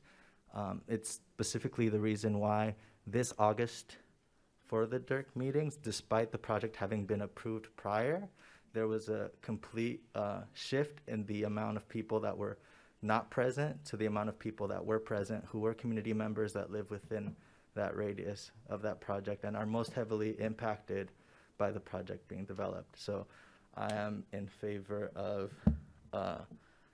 moving forward with the appeal, and if possible, to continue this item for another meeting where we actually would be able to notify those families that are living in those areas, because if the applicant herself wasn't able to be notified in time to be able to make the adjustments, then how would they? Thank you. Kyle Nilsson, please.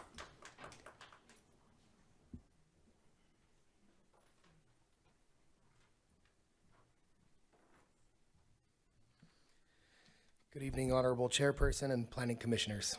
I appreciate your time and community service here to the city of San Bernardino. My name is Kyle Nielsen. I am the great-grandson of the late Fred and Velma Elliott, who founded the block company here in San Bernardino in 1946, not 1846. I grew up at 1430 Yucca Drive in San Bernardino, where I lived until our home was destroyed in the Old Waterman Canyon fire. That home, as well as the church I attended through my youth, were built with Elliott Block. My roots are built around this city. San Bernardino and this company have my heart and memories, and although the multi-generational family business is changing directions, it's not changing hands. We are here to carry on the legacy created by Gramps 77 years ago. Our commitment to this city and the generations of people impacted by Elliott Block Company continues strong as we seek extension approval to see this project come to life and help solve infrastructure and logistical challenges the transportation industry is currently facing in this community. One of the city's nicknames is the Gate City, or the Gateway City. It's a central hub to multiple freeways, airports, and a distribution path to and from Southern California's coastal ports. Having worked at the Carousel Mall, Sterling Cinema 6, IHOP, and Beaver Medical Group, and in the residential pest control space in and around San Bernardino for the past 20 plus years, I've seen the direct impact of businesses that commit to be good stewards of the area they work in and the people they work with. I've also seen the opposite. The Elliott Block family has 77 years of good stewardship and commitment to where we were born and raised, and we wish for the opportunity to continue as good stewards of this area by pivoting the family business to help contribute to the city and aid in solving some new logistical problems we're all facing in today's day and age. Thank you so much. Thank you. Ryan Nilsson?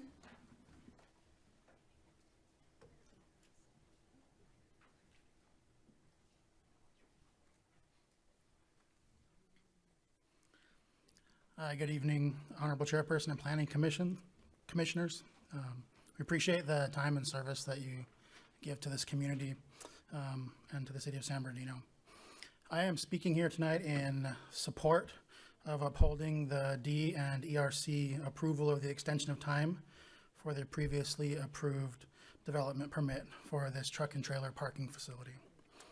I am a longtime San Bernardino native. I attended and graduated from both Pacific High School and Cal State San Bernardino. I was involved in the Muscoobie Neighborhood Action Group for several years, and I've always enjoyed working with my fellow neighbors. With that, I do appreciate all the people that are in attendance on this night to come and participate in this civil and civic process and our duty we have as citizens to make our voices heard, whether it be for or against projects. That is the way government's meant to work. So thank you everyone for being here.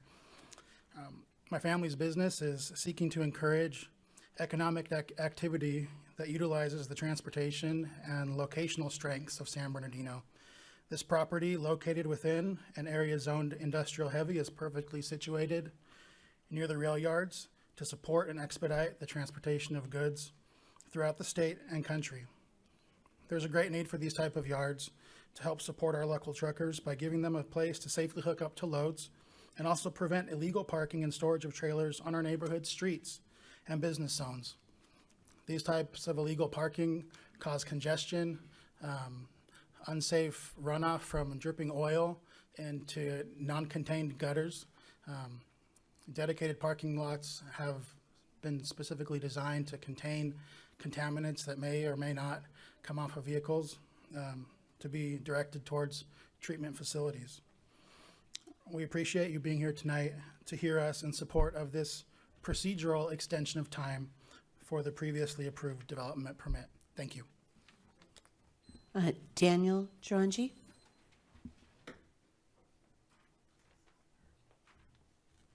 Hello, Daniel Giovangi, a 7th Ward resident, longtime member of City of San Bernardino. So I have a couple of few notes. I heard a few speakers from the Elliott family and employees, and I congratulate them for being in business for 77 years. And hopefully they'll be in business for another 300 years. It sounds like a swell business. I do have an ask though. As small business owners, I would like you to support the appeal. I know that sounds surprising, but I'd like you to support it so that way not only are you a good business, but you're being a good steward to the community. We're taking our community's concerns in mind. We know this is contentious, but you know what? We're gonna do business, we're gonna crush it, we're gonna kill it, but we're also gonna protect the environment and our community. There's another note that I wanna add on this topic. Joanna just barely arrived. From what I've been hearing, this sounds like an 11th hour notice. Our staff member did a presentation. It was about 14, 15 minutes. There was an agenda prepared. But I have a question. When did Joanna get a mailer? Did she get a text? Did she get a call for this meeting? Was she alerted that there was a presentation due? Did she have advance notice? And if not, and if so, what is the standard procedure when applicants are putting $2,000 of their own money communicating with planning, but then for them to suddenly not show up or come late? That sounds odd. So I'm criticizing the process and I'm upset at the process, not necessarily at Elliott, not at the representatives, but at the process of how it's going.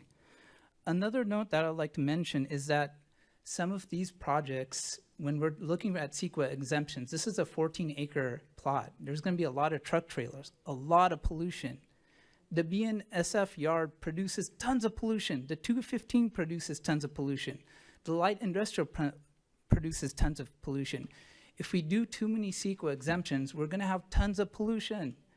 When COVID hit, we noticed the air got better. If you went to the mountains and you look down below, no smog. Now when you go up to the mountains, you look down below, tons of smog. So it's a big problem. We got to make sure we got to be a good steward to the community and support our small businesses, but protect our environment. I know this is a contentious topic. It looks like, sometimes we're social justice warriors. It's, sometimes it becomes politically polarized, but screw that. It doesn't matter about Sacramento. It doesn't matter about what's going on there. It matters what we do and what we set forward. If we're going to be small business owners, we should be good stewards to the community. This is something that's been taught in my family for generations. My family's been in real estate for over 200 years, banking for several hundred years. Thank we you. have good track record. So thank you. Thank you. We'll proceed with Maravilla Gayes.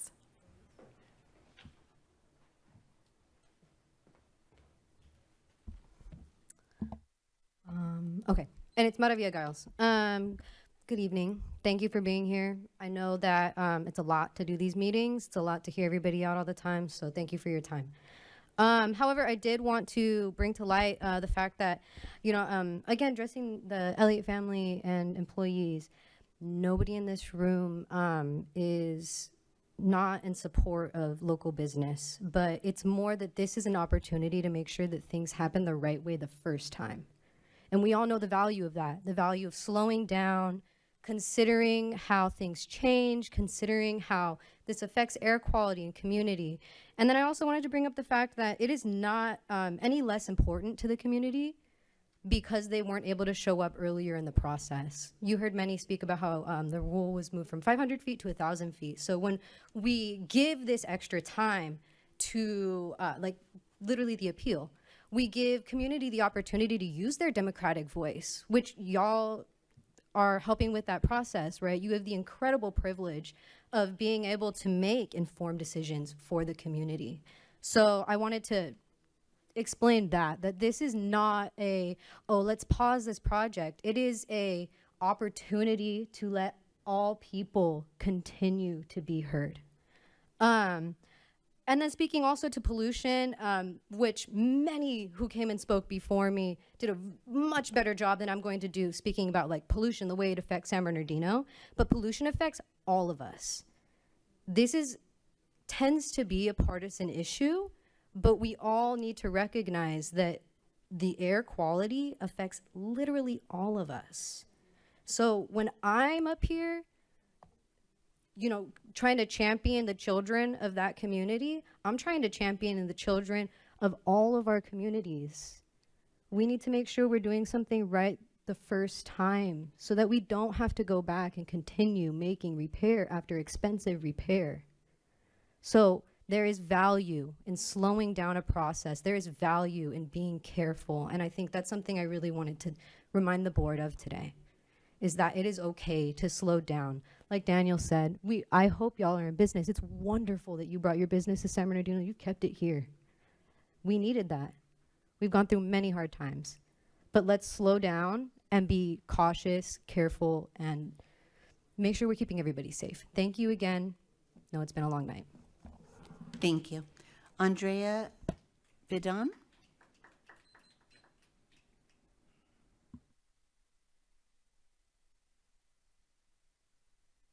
Hello, can you hear me? It's a tough one. It's Andrea Vidaurre. Yeah, so my name is Andrea. I use she, her pronouns. I'm with the People's Collective for Environmental Justice. I would say, part of the appealing process over the last couple of months. My understanding from what I heard directly from the planning department was this is the first time anyone has ever appealed anything at the DERC. And so I wouldn't be surprised that if maybe the process wasn't done right because it hasn't been done before. We got notice, I mean, this was sent out before a holiday weekend to the post office, and we know how much delays can happen with the post office. This also went through a mobile home park, which people know it goes through a mobile home park, which sometimes post office treats differently, right? Well, it will go to one area to the manager's office and then to everybody else. So all of those things needed to be taken into account if we really did want community engagement with everybody. The fact that the applicant only had one day, the day prior, to figure out how to make their way over here is already enough notice. I'd also really would want to see where in the email it said anything or any guidance on the website or even on that sheet on how to do an appeal that it was expected to do a 15-minute presentation. If you can point that would be very important because all that stuff wasn't mentioned, which maybe I understand because this is the first time that you guys are ever dealing with a appeal, and I understand why. We had to pay for your labeling, we had to pay for the labels, we had to pay for the mailing, we had to pay for the postage. We had to actually get all those names. I mean, it was an incredibly, it was a difficult process, right, for a community resident to do. And so talking about this truck stop, no one is saying we don't need truck stops. The city has built out so many warehouses in this community with not enough truck storage areas that of course truckers have nowhere to go. The question here is just how is it going to be put into the community and where? The problem was that people were not engaged on this item because of the distance, and so no one could say, hey, do you know there's always traffic accidents here? Are the roads wide enough? Are we going to need to put signage, lighting, etc.? Like none of that stuff was be able to engage with the community because no one was ever engaged in the process in the beginning. And I know that this is something that might be of interest given that, you know, Jim Penman did approach, you know, us saying like maybe there's a community benefits agreement, right? Like that kind of process of trying to involve community too late isn't okay, right? Like we have to be involved in the process early enough, and also so that we can do the studies on how to minimize the impacts as much as possible. This is what, you know, doctors consider a diesel death zone. There are cancer clusters in this area. We deploy air filters in homes so that people have a little bit of extra protection in their homes because of how poisonous the diesel coming out of BNSF is. And so what you could do with such a poisonous place is buffer it with something that's less, that will either buffer the pollution or will be less polluting. Putting in a truck storage area might not be it unless there's some way to mitigate the impacts, which I don't think we've had the opportunity to do, which I think we should be able to have the opportunity to do. Lastly, the city should look into a land swap. Like if the city owns land, could a land swap be an appropriate way to do so that the truck storage area is in an area that's actually industrial, not that's next to a residential community? Thank you. Thank you. Since we have the appellate here now, so will she go ahead and make her presentation even though her email was read? I would give her the opportunity, yes, Mhm. if she would like to speak. She should have the full 15 minutes. Okay. And also, she's not required to speak. But should she like to, she should get the full 15 minutes. Okay, so then we'll proceed with her, and then we'll go ahead with the applicant. So, Joanna Silva?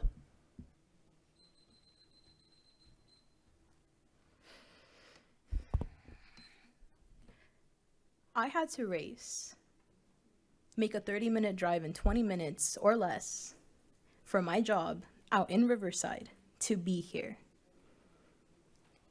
I received the notice that this meeting was going to take place, not even a notice telling me I had to make a presentation, that I had 15 minutes to speak before you.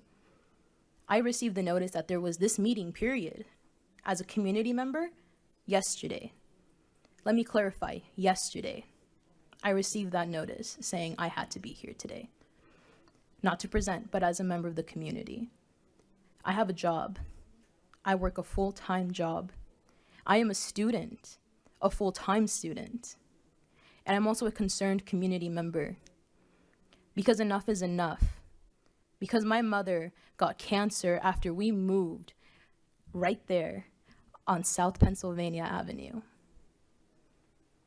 Thyroid cancer that does not run in my family. Why? Because right behind us is BNSF. Why? Because we allow industry to bloom and to breed uncontrolled, unregulated in a space where we have children, where we have families, where we have mothers, where we have people trying to live. And now I was informed, well, I was still on the clock, that I was expected to be here to give a 15-minute presentation with no notice, with nothing. This is incredibly frustrating. Because not only was the process to get this appeal here today incredibly frustrating, incredibly depleting of resources, I am so grateful for community that showed up to help me put this appeal through. And hearing what has happened at this meeting today, I want to see the email. I really want to see the email because I don't have it, and I have searched 3 months back now in my emails to see if I can find this email where I was told to give a 15-minute presentation. Because if I had the opportunity, I would have put in that PTO. I would have been responsible enough to put in the time to be here today, to properly have a presentation for you, to have something. I do not, unfortunately. This process has been outright laughable.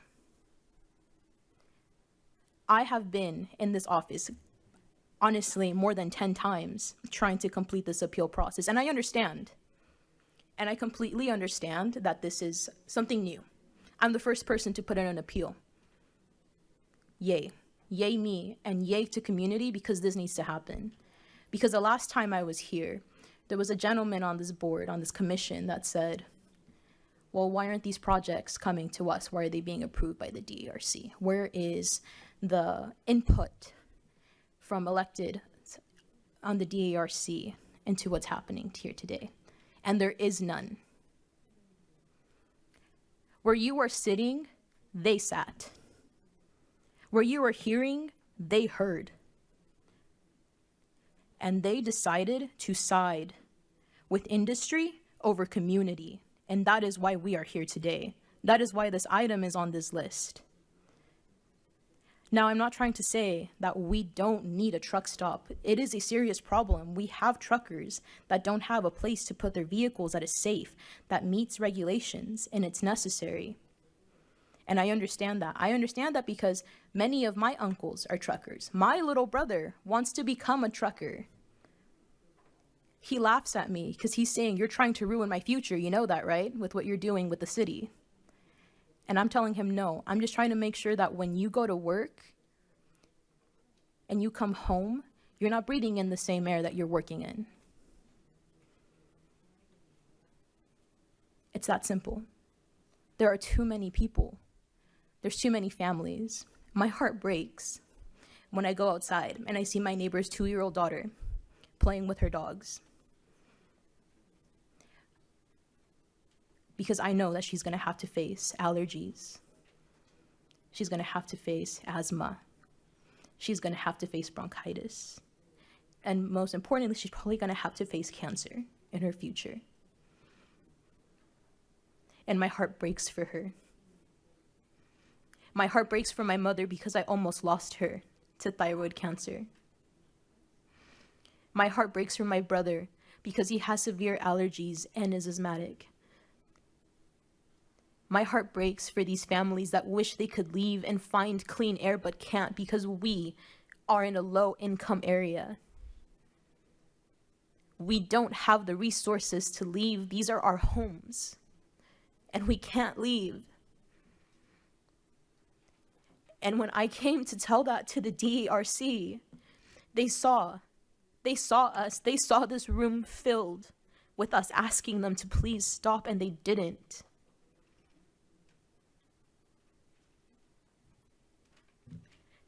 Industry is needed, but we cannot leave community out of these decisions. Why was it that it wasn't until an appeal was in the talks and submitted that Elliott Block & Co. reached out to us?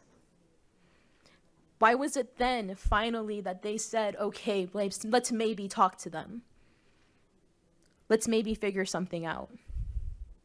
Why weren't we in the forefront? Why was it only when we said we are serious and we were actually putting our foot down that they decided to listen? I don't understand. I don't understand the process for us to have to be here today. I don't understand how, most importantly, I don't understand where this email is, because I would really love to see this email that I was supposed to be included in for me to give a proper presentation, because if I had the time to put a presentation together for you with facts, with community stories, if I had the opportunity to speak to my neighbors and ask them to tell me their stories so I can come and tell them to you, I would have loved to do that. I would have loved to exemplify other voices that surround me that also don't want to see this project be developed. And it's not because we don't want to see Elliott Block & Co. here. We love that they're here. They have been integral members of this community, but it is time to step up to the plate and listen to the community that they are in. And the community is saying no. We don't want this truck stop. We don't want this here. I canvassed my community. I asked, how would you feel about this truck stop being here? Everyone said they didn't want it. But you know what's the sad part? That the meeting for the DERC took place during prime work hours, where people could not take the time off of work to be there, where people could not request enough time off to say, I want this here. I don't want this here. I want to be here. I want to speak. They cannot speak because they are busy, because they have lives, and these meetings are not accessible to them. I'm very fortunate and I'm very privileged to be able to hold the position that I do, to be here tonight. But was it really worth me racing from Riverside, making a 30-minute drive in 20 minutes to be here? It's not. This shouldn't have gotten to this point. The DERC should have seen community the first time around, back in August, and should have said, we see you, we hear you, we understand you, and we will do what was right for you. We will do what is right for your health and for your well-being. That is what they should have said. That is what should have happened. The process to get here today has been... Somebody left their Apple Pencil here. The process to get here today has been strenuous. I've had to take time out of my personal work day and school day to be here next door, right here in this other office next door, to speak to Travis, to speak to many other people within this office. And multiple times I got the runaround, because that is quite frankly true. I got the runaround. I was told this is the only thing that you need. Okay, that was the only thing that I needed. I got it. I came back. Well, it turns out you actually need this too. Okay, I got that too. Well, it turns out you actually have to pay for this also, this other thing. Just FYI. Okay. Cool. Let's do that. Finally, we submitted the appeal after a months long process of trying to figure out how to do it. And I realized that yes, this is a very new thing. This is the first time this has ever happened. But also, this is unacceptable. These processes are supposed to be in place for a reason, and they're supposed to be efficient. You expect me to believe that a lot of these projects are going to the DERC for efficiency, and yet they cannot be efficient with the process to get an appeal through? So they can streamline projects all they want, but they can't streamline the appeals. Just let that simmer. Who is that benefiting? Who does that really benefit? That they can streamline these development projects, but they cannot help streamline these appeals. Quite frankly, I'm not surprised that this is the first time an appeal has gone through. I'm not surprised. And I'm deeply saddened to have to stand here before you. I'm deeply saddened to have to tell this tale again, to have to say what I have been saying for the past, August, September, October, November. Wow, 4 months. To have to repeat myself for 4 months. Why? Why is this necessary? I don't understand. I don't understand how I'm going to be able to go home and see my neighbor's daughter if this appeal is shot down. I don't know how I'm supposed to go home and see my brother and tell him I'm doing what I can for him if this appeal is shut down. I don't know what I'm supposed to tell my community when I see them again, because I couldn't do what was asked of me that apparently never got asked of, to give a proper presentation. I don't understand. I'm asking you to please uphold this appeal, to please, let's not shut down industry, but let's make sure that it is happening in places where it is safe to develop, in places where communities, where families are not going to be harmed. Please. There are children there. There are mothers there. I'm there. I don't want to breathe this air anymore, but I can't leave. I don't have the means to leave. The family of Elliott Block & Co., they have the means. They've had a prosperous business for the past 70-something years. Congratulations. You are in a better position than most of the people in the area you're in. I cannot leave. And when I say I cannot leave, that resonates with many people in that community, because if we could, we would.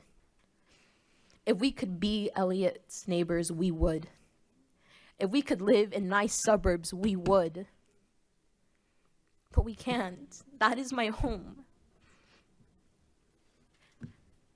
And I can't leave. I can't go somewhere where there's fresh air.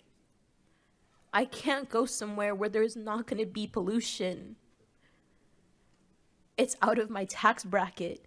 It's out of many of our tax brackets to find fresh air, to find clean air. Please. It took a lot to get this appeal through here today. It took a lot that honestly was asked for that I didn't even get notice of. If not, I'd have something better for you. I'd have more for you. And I wish I could bring you more. I really do. Unfortunately, what is happening right now was not communicated to me. I was not given the opportunity to prepare something meaningful, to prepare something more eloquent.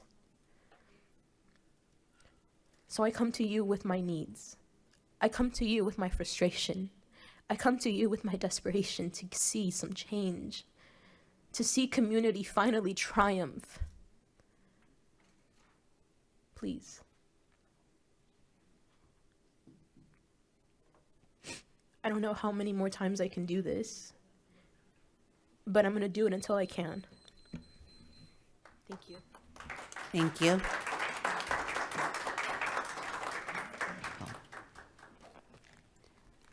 On the same. Okay. Mr. Penman, do you mind? Well, the reason that we said we wanted to not do our presentation until we heard the audience is because the appellant had not had a chance to present. Now that she has presented, we would like to go ahead with Okay. with that procedure.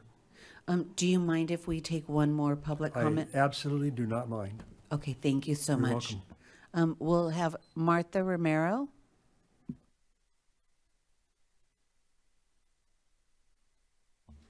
Good evening, Planning Commissioner, Mr. Pedman, shame on you.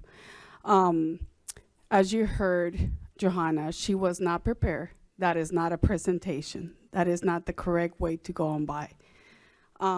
He had his time, I'm pretty sure. He was aware of that he had some presentation to prepare today. She wasn't. Community wasn't. I would like to ask the commissioners to give her that opportunity for her to prepare, for her to be ready. I myself, as well as other leaders here in the community, had other meetings that if we would have known that she was going to present, we would have been here in time, not arriving at this time after our other meetings were scheduled. We have tried to work with community. I myself, by the way, I apologize. I went on heat. My name is Marta Romero. I'm a community and labor organizer with Teamsters Local 1932. I represent, our local represents a lot of community as well as workers here in the city of San Bernardino and the surrounding cities. I have worked with this community since 1997 when I moved from the city of Fontana. I love this community. I have seen my children.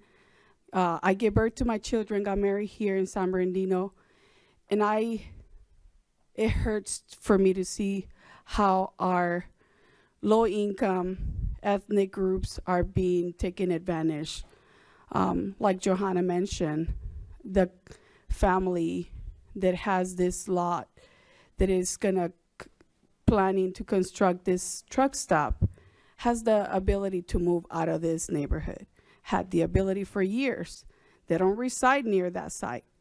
They don't know what it is to live around that site because they have not lived there in that area. I would ask one more time to give Johanna that opportunity for her to present her argument, for community to be aware of what's happening. She got a notification yesterday that there was a hearing today, but it was nowhere notification of her getting a presentation for 15 minutes. Community needs to be notified correctly. That was one of the biggest arguments when we came here in front, not only this board, but in front of the DRC, that they don't give adequate notification, to the community. So I will ask for you guys to take that in consideration.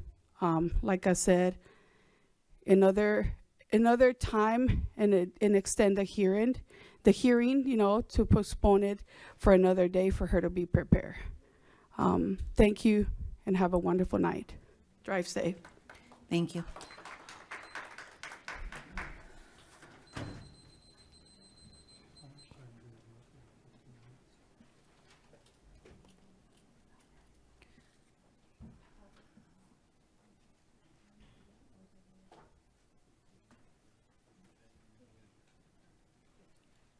So this will be 15 minutes for both Mr. Penman and Mr. Elliott Yes, Chairman. combined. Yes. Okay, thank you. Thank you. When I first came up and said that I had met on October 16th with Ms. Silva and Ms. Romero, went back and sat down, and I heard someone say he never met with Ms. Silva. So I thought, well, maybe I made a mistake. So I came back and said it. I was so relieved when Ms. Silva walked in because I immediately recognized that is who I met with on October 16. We've heard that, I didn't interrupt you, I'd appreciate you not interrupting me. We've heard that the appellant had to wait 4 months to get through this process. The Elliots started their application over 5 years ago. 5 years ago. In 2021, the time to raise the environmental issues stopped. It was a deadline. It was passed. Legally, the commission may not consider the environment. That's the law. You have one issue before you, whether or not they are entitled to an extension of 1 year to pull their permits. In other words, did they have a valid reason for not pulling their permits during that 2-year period? And they did legally. It was COVID. We've heard it said that it's not the fault of the appellants that the city doesn't have fixed truck routes. I agree. But it's also not the fault of the applicants that almost right across the street, I'm informed, there is an illegal truck stop already there, violating the city's rules, and yet the city has known about this for years and has done nothing. Right around the corner on Rancho, trucks are parked every day and night illegally. Why isn't the city done something about that? Our clients have done everything they were supposed to do. They did it on time. They did it legally. They're looking across they're not illegally opening a truck stop. They're trying to follow the rules. But they look almost across the street and there are trucks, trailers parked there. Where's the community outroar about that? I believe what I heard Ms. Silva tell me on the 16th about the pollution from the trucks that she and her family are facing. That pollution isn't coming from Elliott Block right now. That pollution is coming from those illegal trucks. And the city, of which you're a part of, has the legal ability to stop that. And instead, we're here tonight trying to stop the Elliots from doing what the law allows them to do. They're not environmentalists. They've done everything that they were told, that all the mitigation matters, all the buffers, they adopted and agreed to those. They agreed to those. I am very sympathetic about pollution. I had a son who passed away from terminal lung disease. But I'm also an attorney, and I've taken the same oath you did. You swore to protect and defend the Constitution of the United States and of the state of California. I heard a speaker say it doesn't matter what they say in Sacramento. It does matter, because you took an oath to follow that. The issue before you tonight is not environmental. That was decided in 2021. Should the DERC have done it? Maybe it would have been better had they not, but that's the law that the city council passed. And the Elliots complied with that. When Elliott Block was built, there were not residences around. It was at vacant fields. The residents came later. I have a great deal of sympathy for anyone who's concerned about protecting the environment. But what I'm saying to you tonight is your role is strictly to determine legally whether or not they have grounds for a 1-year extension of time to pull the permits. The notices went out in 2021. I've checked with the city and they verified it. I'm sorry it only went to 500 feet. When I was city attorney, I said it should be 1,000. I came here to this meeting and said it should be 1,000. When you made that recommendation in the council, I went to the council and they made it 1,000. But at the time Elliott Block applied, it was 500 feet. And that's what it was. Now, I'm going to call on Mr. Mel Elliott and Daisy Walding to make part of our presentation as the applicants. Thank you.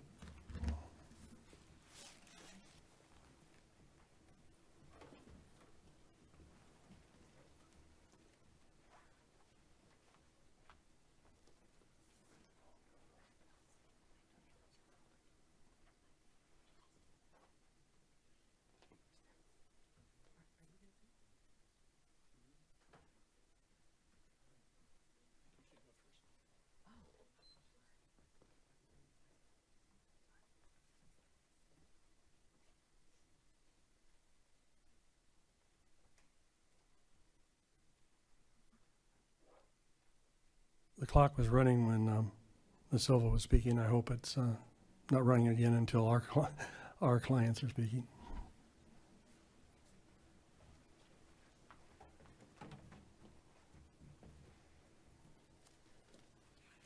Good evening. My name is Daisy Elliott Balding. Hello, members of the Planning Commission. Thank you for the opportunity to discuss our project this evening and why our approval for a time extension should be upheld. Right now, first let me give you a little background. Elliott Precision Block Company was started by my grandfather and grandmother in 1946 at 157 North Rancho Avenue in San Bernardino at the beginning of the post-war boom. As you can see here, this is an aerial from historic photo from 1959, January 1959, clearly establishing the heavy industrial use of this property that was established a very, very long time ago. And there is nothing very much around this property. The city grew around this location. And then if we flip those pictures over, you can see the family. That twin right there, Mel, is sitting right there, or standing right here, was literally born into the business, born into the block business, just that my grandfather started. But as times pass, so do the needs of any business or family. Elliott Block is now at a place where redevelopment of the property is the best course of action. This endeavor to change the business models from a concrete block manufacturing to truck trailer parking is to take on a huge financial burden of construction, and that's before us. As a small family business, Elliott Block noticed the incredible need for truck trailer parking. It is properly zoned heavy industrial. It is very properly zoned. There is, as you can see, it was established a long time ago that our zoning is appropriate for this use. And this new use is a much less land-intensive use. It's a less intensive use than manufacturing concrete block. Parking truck or trailers is less land-intensive. So it's better for the community.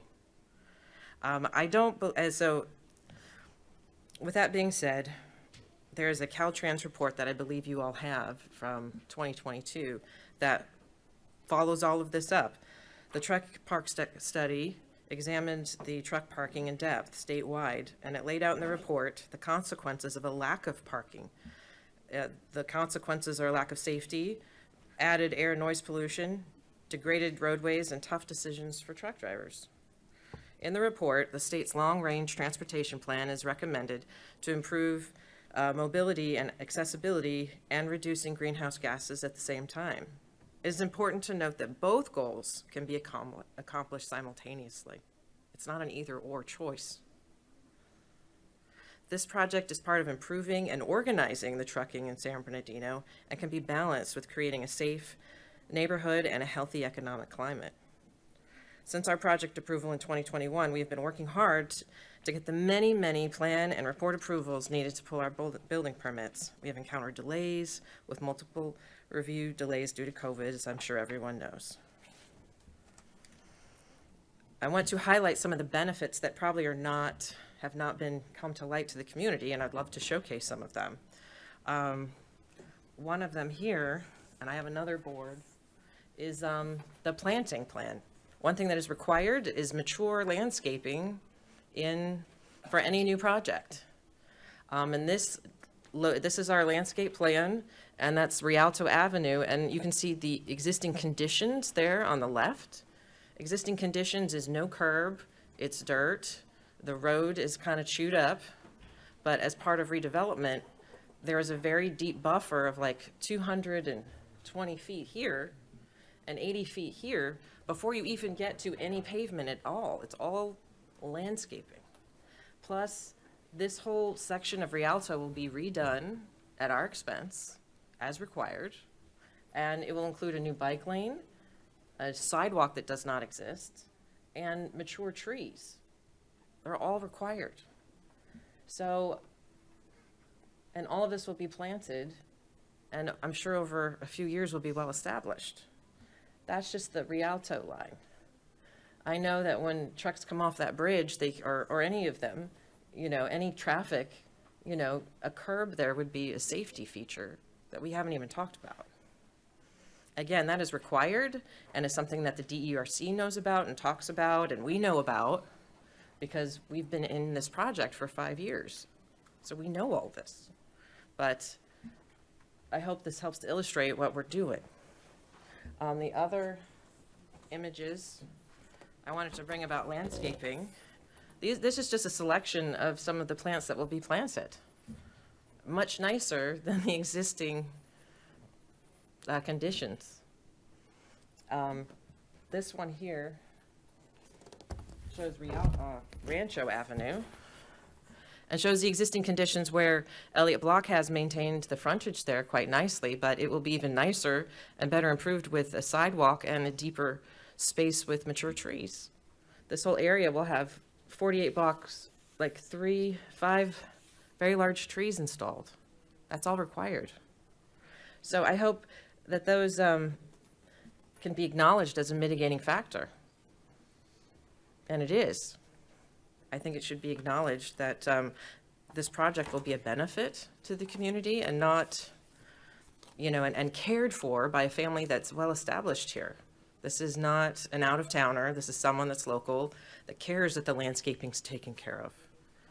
And I hope that that can be noted. Thank you.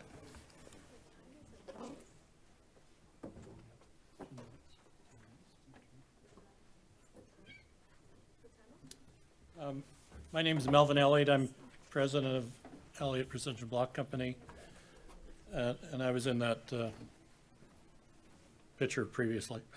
But this chart is from an AQMD report done in 2021. It shows the progress of the reduction in particulates for the railroad industry, and you can see that, show it to them, honey. The reduction 72%. So there's been progress from, the railroads have made great progress in reducing their pollution, and that hasn't been pointed out.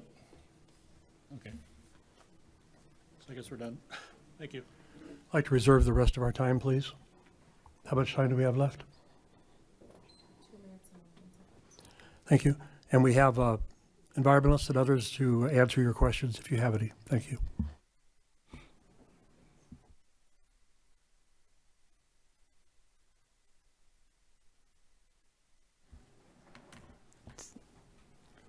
Does that conclude the speakers for the project? Yes. Okay. So at this time, at the Commission's pleasure, I would like to clarify a few items that have been raised before the Commission goes into their comments and questions of staff. I do want to clarify, yes, this is the first appeal of the DERC that we have ever had. Later on in the meeting, I have a handout for you. We'll go over on roles and responsibilities for the Planning Commission DERC. Everything that staff has done regarding with the DERC review of projects is by the city's municipal code, the zoning and subdivision section of that code. In regards to the appeal, yes, it is, as I mentioned, it is very new for the DERC. We do have some good takeaways for this meeting. I do apologize for some of the items that perhaps did not go as smoothly. I did want to note, though, that we did go through the public notification for this process. Notification, once it goes out, we cannot control the post office or how long it takes. We have to notify according to the municipal code requirements, which was done in this case. I do want to note that the applicant did not receive a separate notice regarding the meeting either. They were both noticed in the same way.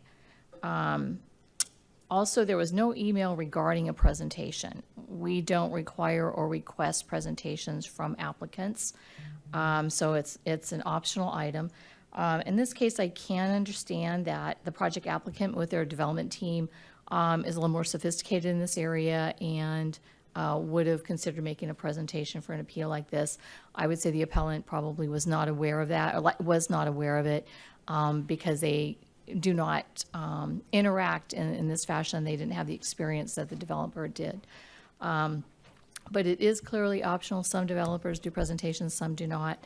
And I do want to state that staff did work with the appellant on their appeal. And I did go out, there was an appeal being filed right at the last day or the day before, and it was not complete. And I realized that the appellant did not have the government experience to know you have to have a complete application. There's items that are needed. So I accepted the appeal, and I'm putting this on the public record because this is what happened. I accepted the appeal without the notification packet that is required. Any developer that walked in this door, if they did not have that, we would have declined their application because that is what our code says. So we did, work with them in that respect.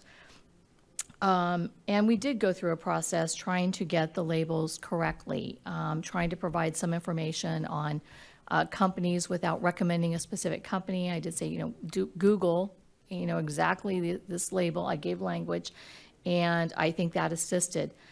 Further, when the appellant brought in some of the labels, we realized they weren't wrong. They were not correct. I actually called one of the companies that was working with them, explained to the owner or the representative what was needed for the appeal as far as our notification process, and followed up with an email on that. And I think there was a few more glitches after that. But in respect of trying to get the appeal processed and heard, we missed the October meeting because of our noticing process, but we did work with the appellant on that aspect. Can we make some improvements on the appeal process at a staff level and maybe update some of our noticing and how we do that? Absolutely. And I'll be taking that back and working with staff on that. So I did want to clarify that. A couple other items that were brought up. The truck, there is a draft truck route that is that has been prepared. That will be coming as we update the general plan, and I'll give you an update on that later in the meeting. But that is true. We do not have truck route map at the city, so that means we cannot enforce trucks driving through our city right now. But that is something we are looking at because it is desperately needed. I'll go over, kind of the DRC, what their purview is under this item. I think staff did go over what is required here, and it is, you are, one comment before I go further. I did want to restate that because it was brought up by one of the, I think one of the appellant's representatives, the DERC did not reconvene behind closed doors and make any decisions. There was no Brown Act violation. I was at the meeting. It's a very, very serious allegation. I take that very seriously because I've been doing this for 34 years, either in the private side or the public side. And one thing I have always adhered to is doing my business in a professional manner and meeting the requirements of not only state, federal laws, as well as the city. And I would never intentionally ever violate the Brown Act. And I can tell you that that did not happen. So that was without merit. And that is personally, this is personal when being in the position I'm in that I am accused of a Brown Act violation. So I did want to make that statement. Let's see. So for your consideration this evening, I'll have the commission go through any comments, questions you have. When it's time to make a decision, I do have some more information depending on how that discussion goes and what action the commission may take. Thank you.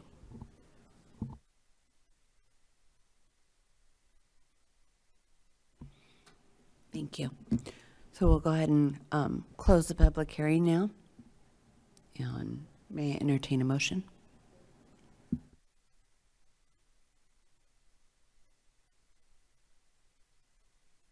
I'll make a motion, but I'd like to make a comment first. Joanna, I want to compliment you on your presentation. Even though you claim you weren't prepared, it was very powerful. And the people that spoke on your behalf and your group is very powerful. And I understand the situation you're in, looking at the zoning problem that they have out there, and listening to and knowing San Bernardino. I'm a native here also. I know there's trucks parked all over the place. And I think code enforcement, if they were doing their job, would clean this mess up. I agree with you. And I know that all over the area where you guys are at, there's trucks parked there. Whether some of those trucks are legal or illegal as far as air quality purposes, I shut my business down because I did not want to pay the outrageous price of making all my trucks legal with air quality. And it was going to cost a lot of money, so I opted to retire. But I want to just tell you, you've made a great presentation. And however, I understand the project. I think it's a good project. And for that, I'd like to make a motion that the Planning Commission adopt resolution number 2023-039, denying the appeal, 2303, thereby upholding the Development and Environmental Review Committee's approval of the extension of time.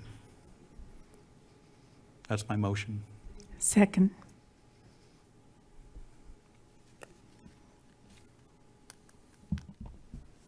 Chair Guerrero. Yes. Can we have discussion?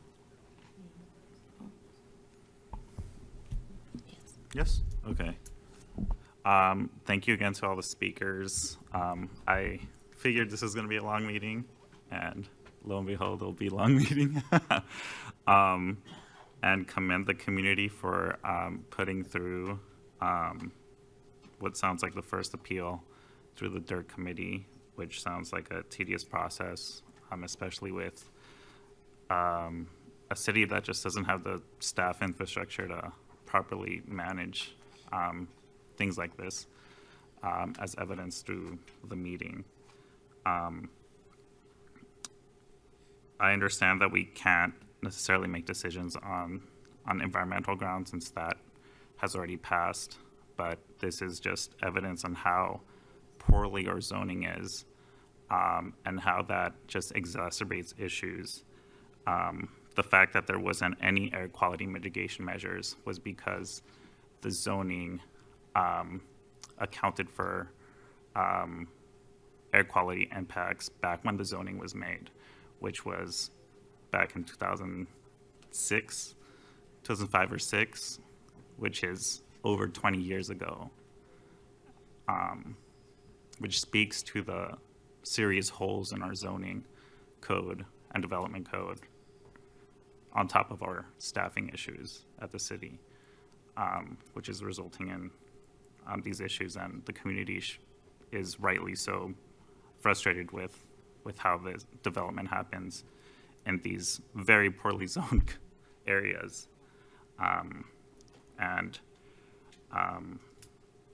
For those reasons, and well, not for those reasons, for the reasons of in the name of procedural justice, I think the appellant should have been given that notice that she had the option to provide a presentation to this meeting. She could have had nice boards as well, providing information on how polluted this community is, how sick people are in this community because of the massive diesel pollution that is happening because of very old zoning and very old analyses. For those reasons, I'd like to make a counter motion to continue this item to give community and the appellant the opportunity to prepare a presentation. Thank you.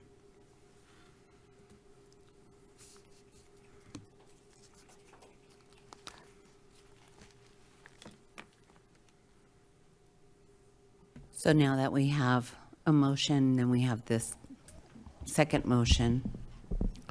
If the counter motion is seconded, then it's a valid motion on the table. And per the commission's procedural rules, the second motion is voted on first. Okay. I second the counter motion.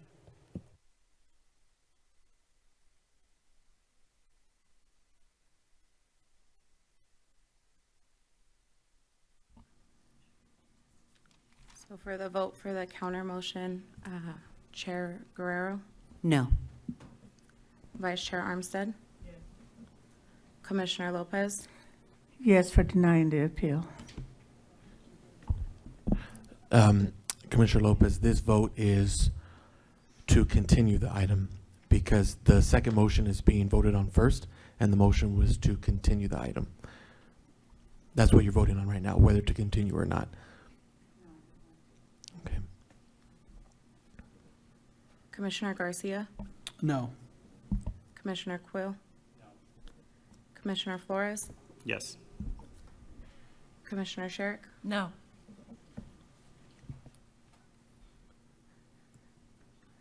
five votes no. Okay, Two so yes. thank you, Jennifer. That motion has failed. Now the commission can proceed to vote on the first motion, which is to deny the appeal.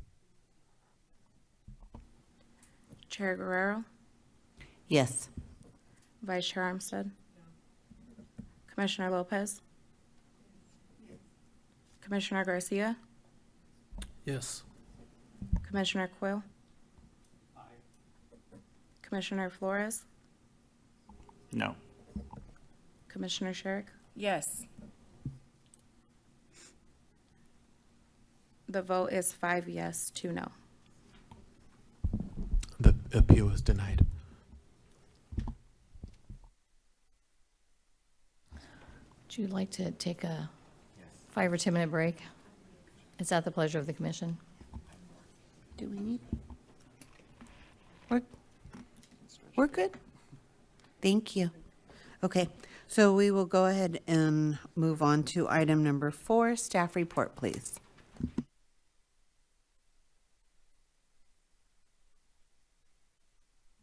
Okay, our item number 4 is additional use permit 23-05. It's a request to modify a previously approved conditional use permit 12-08 to allow the conversion of an existing 3-bay automotive surface area to expand an existing convenience store totaling a combined area of 2,352 square feet on a parcel containing approximately 0.72 acres at 1108 West Highland Avenue.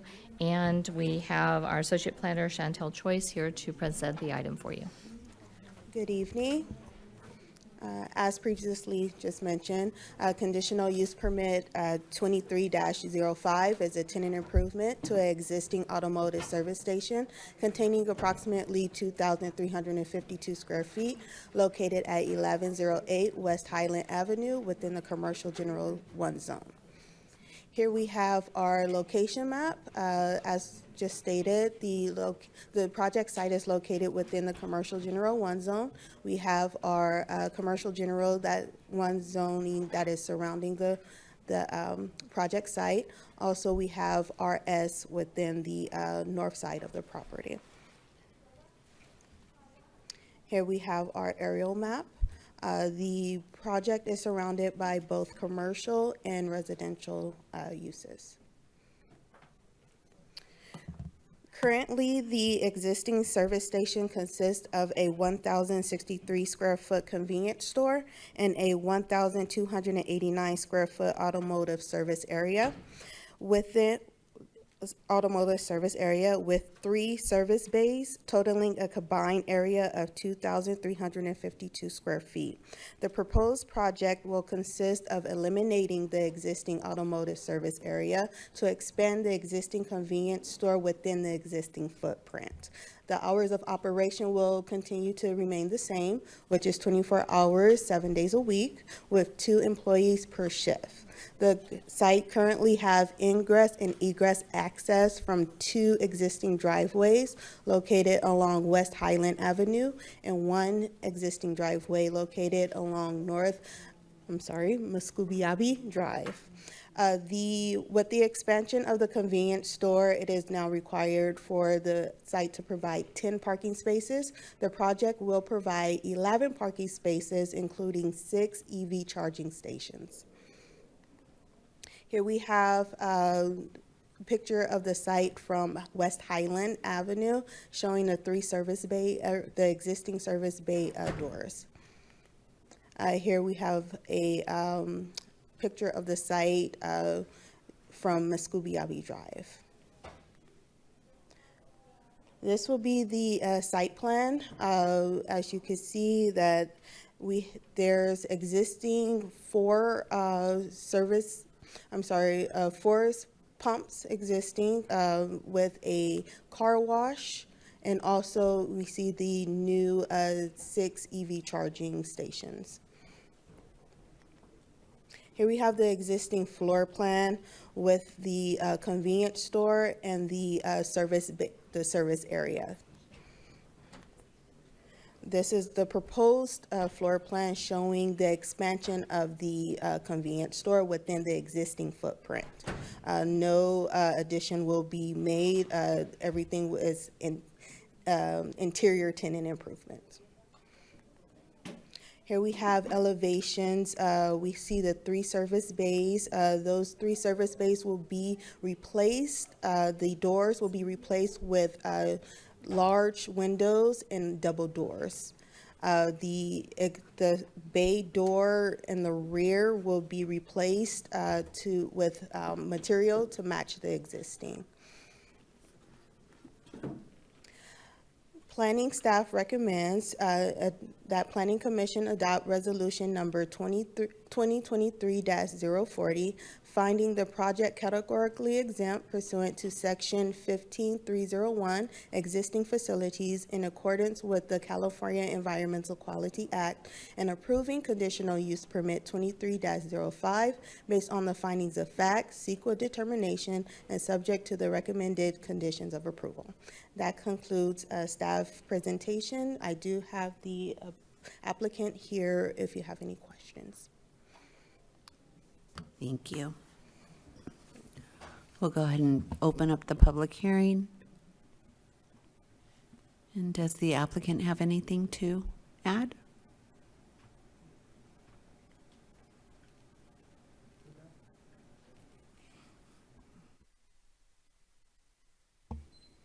Good evening. My name is Nabil Saadi. I'm the applicant of 1108 West Highland Avenue. Like being said with Chantel, she explained the whole thing, what the project is. And we're trying to make my community or my area where my station is a better looking place and more healthier for the community. And think about the future is as the EV charger too, which is that help a lot of residents who have electric cars and the community can also be use it. And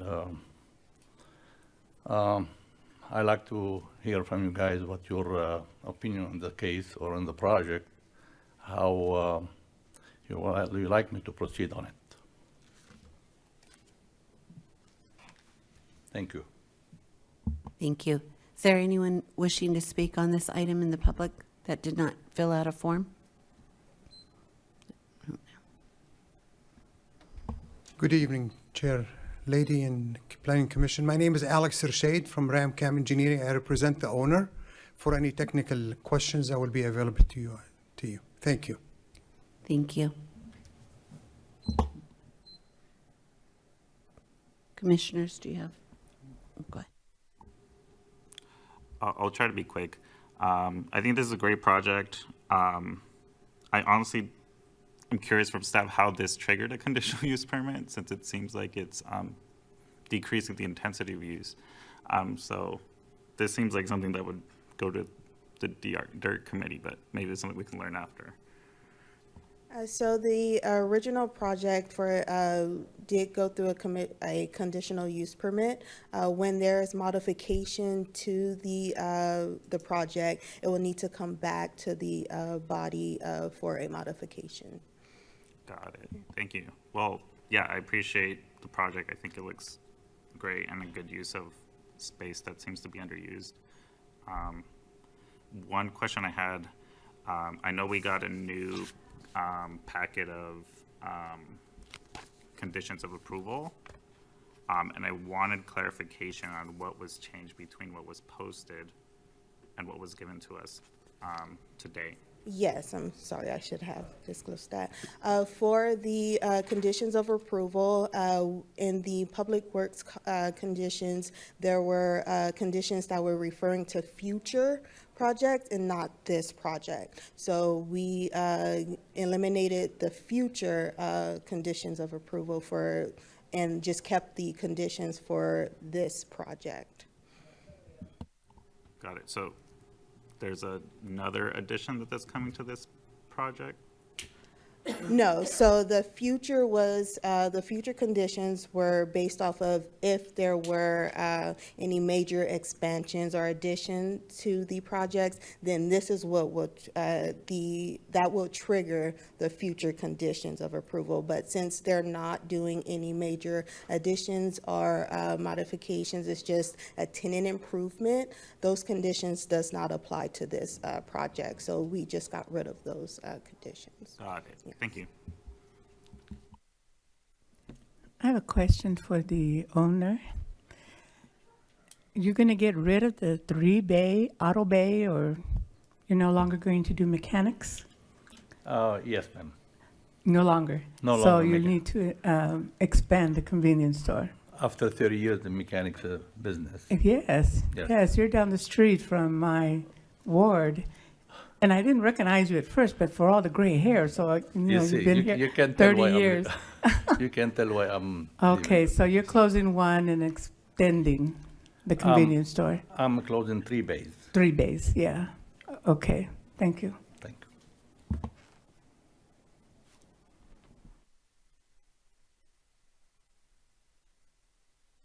I had a question. As far as parking stalls, I think we said we're adding 10 stalls and EV. 6 stalls for EV charging. Can you Yes. just let us see where those are being added? So the EV charging stations will be right along this So top left. north side of the property. I don't know, from here, it looks kind of faded. Yeah. But it's right along here. So the project is providing 11 parking stalls in total. 6 of those parking stalls will be for EV charging. So are we adding, or is just That's adding. Yeah. adding 11 Yeah. stalls and 6 will be E EV? So yes, so they're adding more stalls, and 6 of those stalls will be the EV. All right, thank you. That's all I have. Anyone else? Okay. We'll go ahead and close the public hearing, and may I entertain a motion, please? Chairwoman, Yes. just one more thing before closing the public hearing. I recommend you ask the applicant if he agrees to all the conditions of approval. Okay, thank you. And do you agree to all the, Excuse me? yes, do you agree to the conditions of approval? Yes, I do. Okay, thank you. We'll go ahead and close the public hearing, and may I entertain a motion, please? Move to approve. Second. Call for the vote. Chair Guerrero, Yes. Vice Chair Armstead, Commissioner Lopez, Yes, Commissioner Quill, Commissioner Flores, Yes.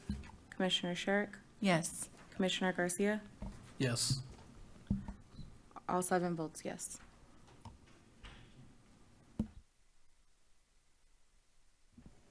Okay, thank you. We'll go ahead and move on to item number 7 before 6, which is the extension of time for 2303.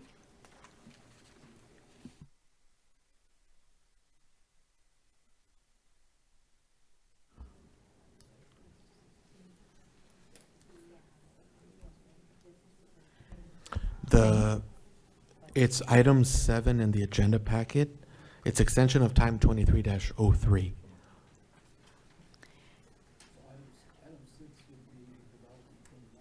Right. So we're Correct. going to take that as item 7. It's right in the cover page, but it's opposite in the agenda packet. And so staff would like to take the extension of time first.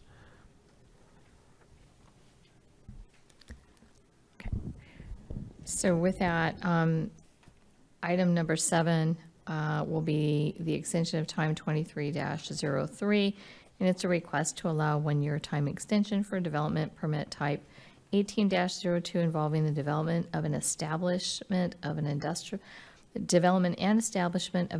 warehouse building containing approximately 1,464 square feet on a project site comprised of 4 parcels containing approximately 5.2 acres, located at 939 South Inland Center Drive. And we have again Chantel Choice, our associate planner, to present the item to you. Thank you. I just want to first disclose that in the staff report, under backgrounds, it said that on March 14th, City Council passed, approved EOT 22-04. It should have read Planning Commission passed 22-04. Okay. So item number 6 is extension of time 23-03. As previously mentioned, is an extension of time for development permit type P 18-02 located at 939 Inland Center Drive within the industrial light zone. Here we have our aerial map, which shows the project. It is surrounded by commercial and industrial and residential uses. Here we have our zoning map. This is the parcel within the industrial zone.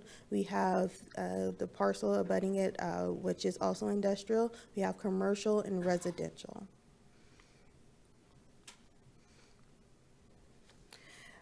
The applicant is requesting a second extension of time for a 1-year time extension for previously approved development permit type P 18-02. The project consists of a 101,464 square foot industrial warehouse on a parcel containing 5,000.5.25 acres. I'm sorry, it's kind of late. Here we have the approved site plan showing the warehouse. This is the elevations that were previously approved. Staff recommends that Planning Commission adopt resolution number 2023-042, finding the project categorically exempt pursuant to section 15061B2, review for exemption, and 15162, subsequent EIR negative declaration, in accordance with the California Environmental Quality Act, and approving extension of time 23-03 based on the findings of fact, CEQA determination, and subject to the recommended conditions of approval. That concludes staff presentation. The applicant is here for any questions. Thank you. Thank you. Does the applicant have anything to add? Chairwoman, did you open the public We'll hearing? open up the public hearing. Thank you. Good evening, Commissioners. I'm Kevin Alcantara. I'm with Herdman Architecture. We're the architects on this project on behalf of the applicant. I just want to give you a brief timeline of why we're asking for a second extension here. We were approved for our entitlements in August of 2020, so we were going through it. By the time the applicant felt comfortable enough to proceed with this project, I think it was October of last year. So we submitted our application for approval to have that extension, and it didn't get approved until March, and so we had 7 months to really go full speed ahead and try and get our permits. We're in our third, planning submittal with our construction documents. So we're actively pursuing a permit, and we're going to build this building. We're not just pushing the goalpost further on this project. So just wanted to bring up that timeline. I'm here to answer any questions you guys have. And one thing I did want to note is that I saw someone in your audience, they did have that translator, and as someone who communicates with your constituents or community, that's so beneficial, and I think it's awesome. I was here at the last DRC meeting, and they requested that, and it happened, and it was cool to see. So I'm at all of these meetings in the IE and LA County, and I don't see that ever. So I just wanted to commend staff and your city for that. So thank you. Thank you. We do have one, Tanya Gonzalez, one request to speak. On-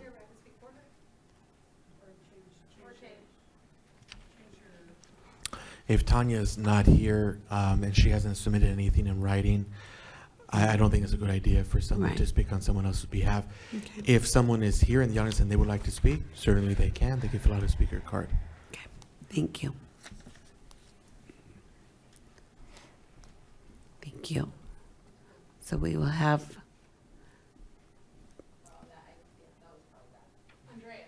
Thank you.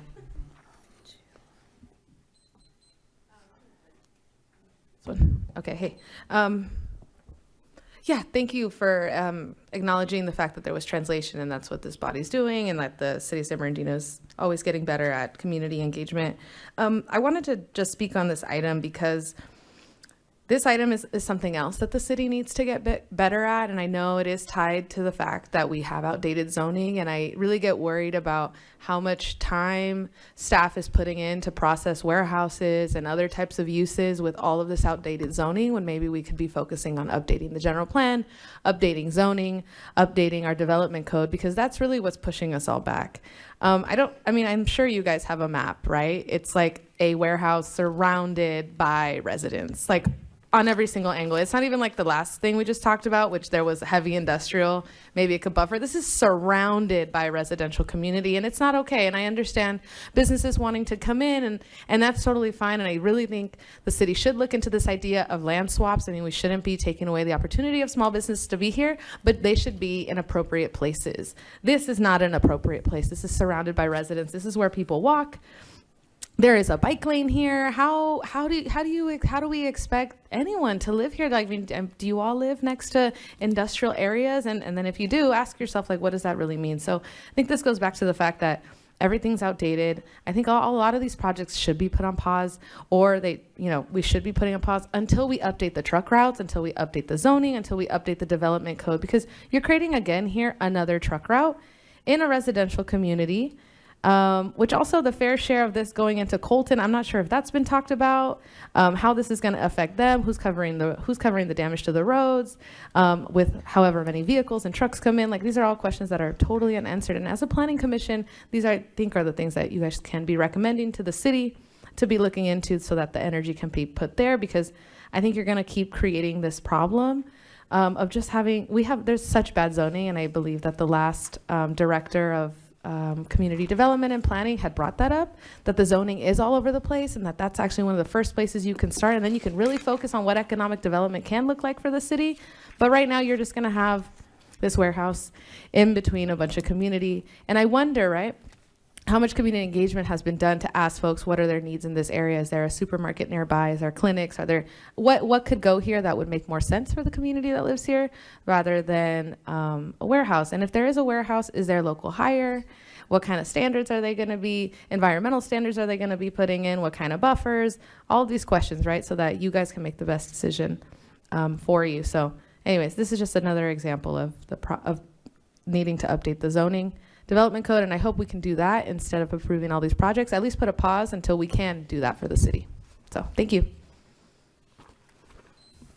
Thank you. Anyone else wishing to speak on this item?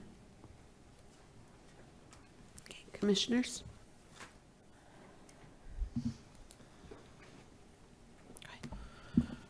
I had a question for the applicant and the design team.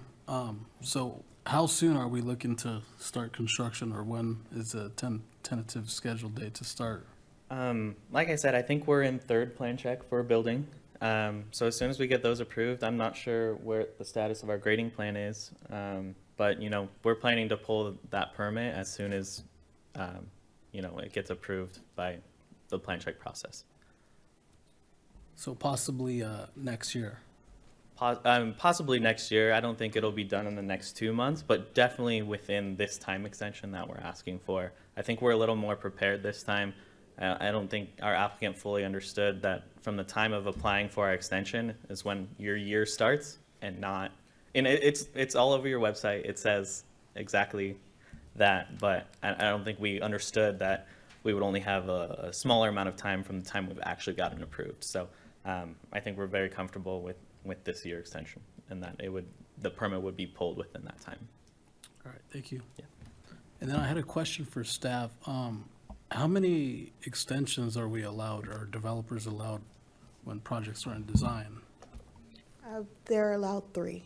So 3 extensions. 3 extensions. This is the second. All right, thank you.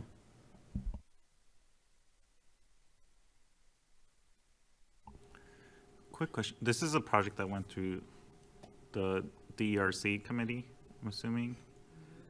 No, Or this, commission? no, it went through the planning commission. Originally? Originally, yes. Oh, interesting. Thank you. All right, no further comment. We'll close the public hearing. Is the applicant okay with the conditions of approval? Yes. Thank you. We'll close the public hearing and call for a motion, please. May I entertain a motion, please? All motion to approve? Second. Chair Guerrero, Yes. Vice Chair Armstead, Commissioner Lopez, Yes. Commissioner Quill, Commissioner Flores, No. Commissioner Sherrick, Yes. Commissioner Garcia, Yes. 6-1 in favor of yes.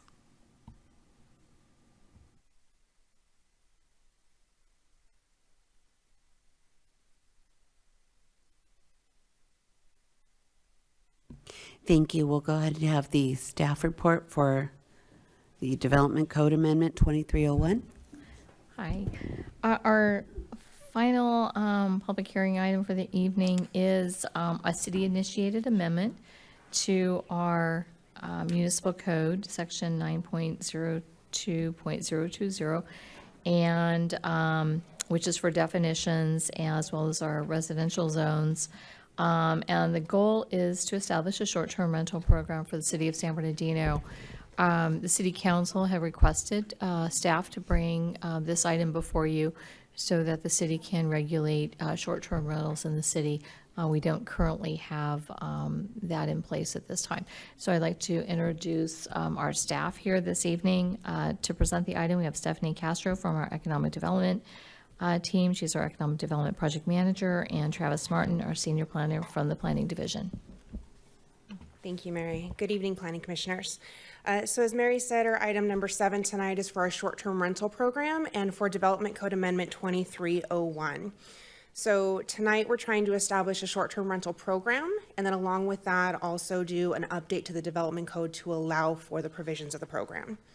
So for the benefit of our newer commissioners, I'll go through a brief background of how we got here today. So we originally came to Planning Commission at the end of last year. We gave a short presentation. We then took a recommendation to council from the Planning Commission to establish the program. We went to Mayor and City Council beginning of this year, and they've directed staff to then develop those regulations. We came back to Planning Commission to do a short-term rental workshop in February of this year. We gathered comments, we had discussions, we talked about the different topics of the regulations, and we've worked for the last several months, and now we're back here tonight to talk about that program. So we'll go through a program overview based on those discussions and the workshop. So the program type that we've created is vacation rentals only. So it will not be home sharing, it will only be the vacation rentals. We are requiring an annual permit. We are only allowing 1 license per property owner. And the property owner can be owned by an individual or non-individuals, such as a trust, as long as we can create the connection to the property owner, and that can be established through the application process. The fees as of right now, we're looking at anywhere between $500 and $775, and that's based off of an internal fee study that we did to account for staff time because it is cost recovery, along with the permitting platform to monitor that program for us. We're getting there. So for the density of our program, we are allowing up to 4 bedrooms or 8 occupancy max, which equals 2 people per bedroom, not to exceed 8 occupants per stay, and also not to exceed 12 people per day at one time to avoid large gatherings. We are not regulating the minimum number of days for the stay length, but we are stating that there is a maximum of 29 days for a short-term rental stay. Property types, we are limiting this to single-family residences, a single-family residence with a guest house or a condo. We are also not allowing any properties within a high fire zone to participate in the short-term rental program. For inspections, we are requiring in-person property inspections to be conducted at the time of application. They're also going to be required annually at the time of the permit renewal. In order to mitigate any noise complaints, we are defaulting to our municipal code noise control section. So we are going to observe quiet hours from 10 p.m. to 8 a.m. And we are going to require an outdoor noise monitoring device at the properties. Parking for our short-term rentals are going to be limited to on-site parking only in designated spaces, which means no street parking for our short-term rentals. Fines involved with any of our violations should any property owner be in violation of the regulations. So again, we're going to default to our municipal code. We already have regulations in place for violations, so we're going to utilize that through our code enforcement officers and our procedures. Should a property reach 3 violations, that'll result in a non-renewal of a permit. So they won't be able to renew in future years to continue being a short-term rental. As far as enforcement, we are going to have a 24/7 complaint line, and that's all that will be monitored through our software platform. So we'll have a number that residents can call, that anybody in the city can call to either place a complaint or concern about a short-term rental. Depending on the type of complaint, it can either be handled locally by a police department if it's a noise complaint, or the property owner or the agent can be notified, and they will have 60 minutes to respond to mitigate that complaint. As far as transit occupancy tax, that is something that we discussed in our initial workshop, and we let the commission know what the potential for that TOT would be on short-term rentals. So every short-term rental will be subject to that TOT tax. It is a voter ballot initiative that we will have to take to the voters next year at our next eligible election, which is November of '24. So some additional items as part of our program, we are going to have a Good Neighbor brochure. The property owners are required to give those to the renters of the short-term rental properties. It'll give them information on what is allowed and not allowed in order to be a good neighbor in our city. And it's also required to be kept on site. That way they always have reference to it. Copy of the permit with the number of guests allowed will also be posted at the house. That way there's no question and it can get referred to. We are not going to regulate how the property owner would like to check in their guests. So we're going to let them decide on whether it's an in-person or virtual check-in. There must be a 24/7 number listed in order to contact the property owner or agent of the property. That way the renter can have somebody to contact in case of any concerns at the property or if they need to get a hold of somebody. We are not allowing any homes or single-family residences that have a restricted affordable housing covenant on them. We will have a way to check that as part of the application process, and it's an internal checklist that we'll refer to during the application. If the property should change hands, if it sells to a new owner, they will be required to go through a new application process. It does not automatically transfer. And we are going to require evidence of property insurance that specifically covers short-term rentals at the amount of $500,000. So what is it going to take to enforce? So multiple divisions and departments are needed to enforce this program. Primarily community and economic development. So economic development and planning will be looking at the applications. Building and safety and code enforcement will help us to make sure that there are no violations on the property. Code enforcement obviously will be there to help with any violations that should occur, should we have to put any of the properties or property owners through an ACP process. Business registration will help us make sure that the property owners have a business license in order to have a short-term rental. And obviously the police department, should we get any noise complaints or anything that needs to be handled by them instead of through the complaint line or the property owners. Also, software platform, like I mentioned, through our fee study and for the price of the permit. So we've been speaking with several different software platforms that we feel can help us in this process. The prices range anywhere between $10,000 and $25,000, just depending on the modules that we choose to have for the program. Two of our most important modules are going to be the short-term rental property identification. That helps us identify properties that are currently operating as short-term rentals so that we can reach out to them, let them know of the new regulations, the new program that we have, and bring them into compliance. And then also continued monitoring for the program. That way the software helps us intake the applications, helps us communicate with the applicants. It acts as a dashboard so that applicants can go and reference different materials. It'll also help us in the renewal process. It'll automatically notify the applicants of when their renewal process is coming up. That way it helps staff do the job better of being able to communicate with our applicants. So what are our next steps? Well, we've drafted the regulations that we brought to you tonight. We've been looking at different software platforms. We've conducted our fee study, and now we're back here. Our next step is to take this to mayor and city council for their consideration. From there, we'll work to implement the program, and then in 2024, we'll work to get the item on the ballot. That way we can implement beginning of 2025 for TOT tax. So today, staff is asking Planning Commission to adopt resolution number 2023-043, forwarding a recommendation to Mayor and City Council, recommending the approval of Development Code Amendment 2301 in order to establish a short-term rental program. Should the commissioners have questions, I can help. Yeah, Jennifer, I have a question. I use the BRBO program quite a bit. And one of the things, I know it was brought up when we were discussing it, but I didn't see it in your presentation, was some consideration given to requiring these vacation rentals to have an agent. And the reason I say that is I've rented homes in Havasu where the owners are in Alaska, but you have a local agent that handles that. And a lot of these do require you to have an agent just for that purpose.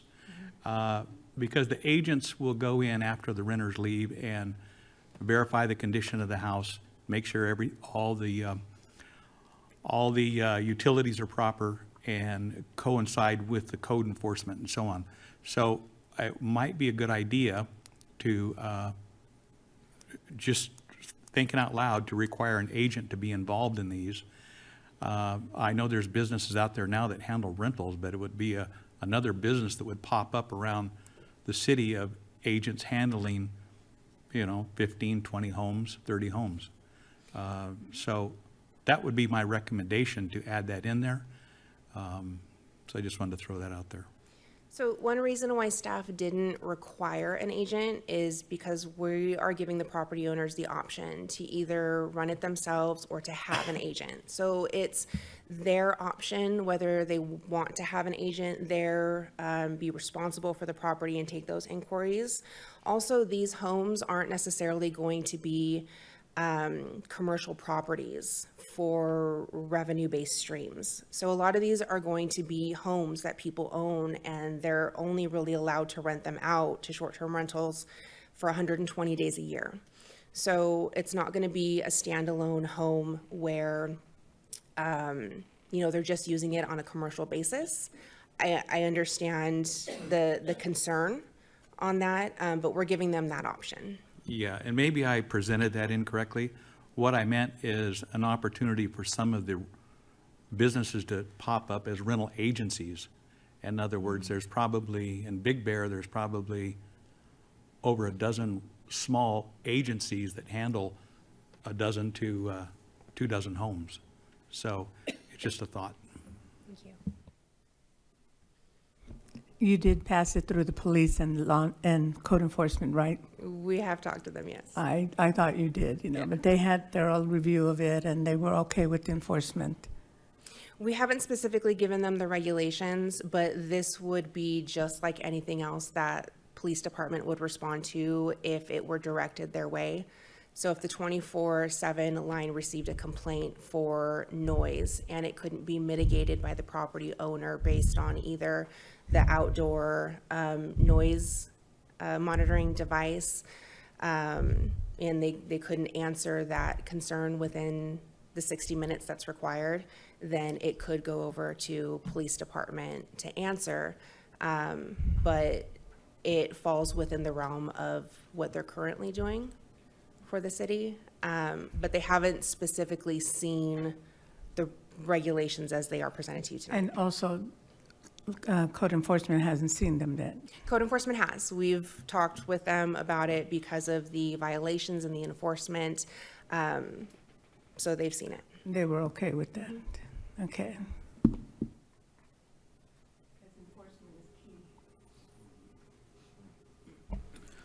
I had a couple of questions. Would ADUs apply as a STR? They unfortunately would not. So guest homes built prior to beginning of 2019 qualify, but because of state regulation, and if you like, I can have Travis speak further to that. But because of how the state has designated the ADUs, they are not eligible for this program. And then as far as the noise device, are we gonna specify like a specific model, or it's a discretion of the property owner? Discretion of the property owner. We're just simply requiring that they have one for outdoor noise monitoring. That way they get notified if there's too loud of noise outside, so they can help mitigate those concerns before it gets to the police department. And then I did have one more question. As far as like not having an STR permit, are there any offenses or violations to those property owners that don't have it or are using it as a STR without a permit? Well, if there's a property currently operating as a short-term rental, because we don't have any regulations in effect, they're not necessarily out of compliance, but once the program is adopted, we'll work with those property owners as we identify them through our software platform to help bring them into compliance and let them know that we have these new regulations, that if they would like to be part of the program, here's the process. And if not, then they'll need to cease operation as a short-term rental. And if they choose not to, then that's where the violation would come in. And then last question, as far as software platform, how are we gonna fund that? Is that gonna be through the city tax dollars? Nope, it's all cost recovery, so it's all done through the cost of the permit. Okay. So it's built into that cost. All right, thanks. And I'll let Travis speak to the ADUs. Yeah, so just to clarify on the ADU limitation, recent state law, it's been adopted over the last few years, and that the majority of our ADUs have been developed under, specifically prohibits ADUs being rented for less than 30 days, because the short-term rental, by the standard and kind of by the intent, is for shorter leases of the property, no more than 29 days. It just wouldn't be able to comply. I have a question. PD has not seen these regulations? Not as they're written and So presented to you tonight. This would go to council without a PD approval of something that they're going to be enforcing? Between now and council, we'll make it a point to share the regulations with PD to see if they have any additional comment outside of enforcing any part of the noise complaints or anything inside of their regular duties. But we'll make sure that they see it and we get comment before we take it to council. And if they have comment, will those comments come back? Depending on what they were, but if it's something that we can just incorporate or mitigate through the process, then we will. Thank you. A couple of comments and questions. Well, first of all, thanks for the work on this. I think we've been waiting for this in a while. One thing on the analysis, I was surprised not to see the impact of short-term rentals on our housing supply as a justification for these regulations. There's been a bunch of studies on the importance of regulations on short-term rentals in order to have adequate supply for people to live here long-term. So I would recommend that, and I think that would be a plus for the housing element as well. For the code enforcement procedures, I was curious if you have the amounts or examples of what the amount of those fees would look like, based on what you've laid out here in the municipal code. So through code enforcement, with any of the violations, they're authorized to apply penalties, $1,000 a day, and apply an ACP for the property. So when we did talk to code enforcement, we agreed that they would just implement the procedure that they already had in place, and we felt that that would be sufficient for the violation. And then at that point, if the property owner wanted to appeal that decision, they could go through that process. Another reason why we opted to not renew any applications after 3 violations. Got it. Okay.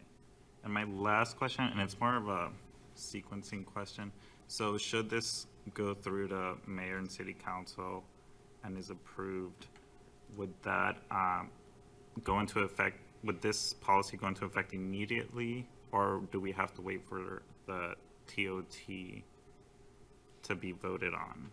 So it wouldn't go into effect immediately. It would go to council as an ordinance, and then it would be effective 30 days after. So we would work to implement our software platform, be able to work with a vendor and start identifying properties. But the TOT wouldn't go into effect until the beginning of 2025, only because it has to go through the voter initiative and then be on the ballot November of 2024. But we anticipate being able to implement that if we get the majority vote in January of 25. And sorry if you covered this already. The TOT, I don't know where that's coming from, but what's the proposed use for the TOT, or is that going just for general fund, similar to how the hotel tax works right now? So as far as I understand it, it would go into that same pot. Okay. It would just we would be amending the resolution that initially approved the TOT to include short-term rentals, but that revenue would go into the same stream.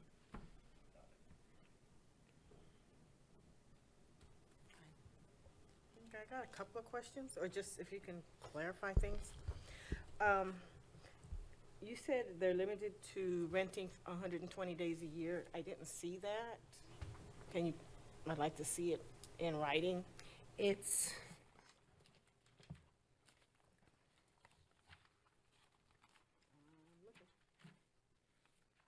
Just tell me what page.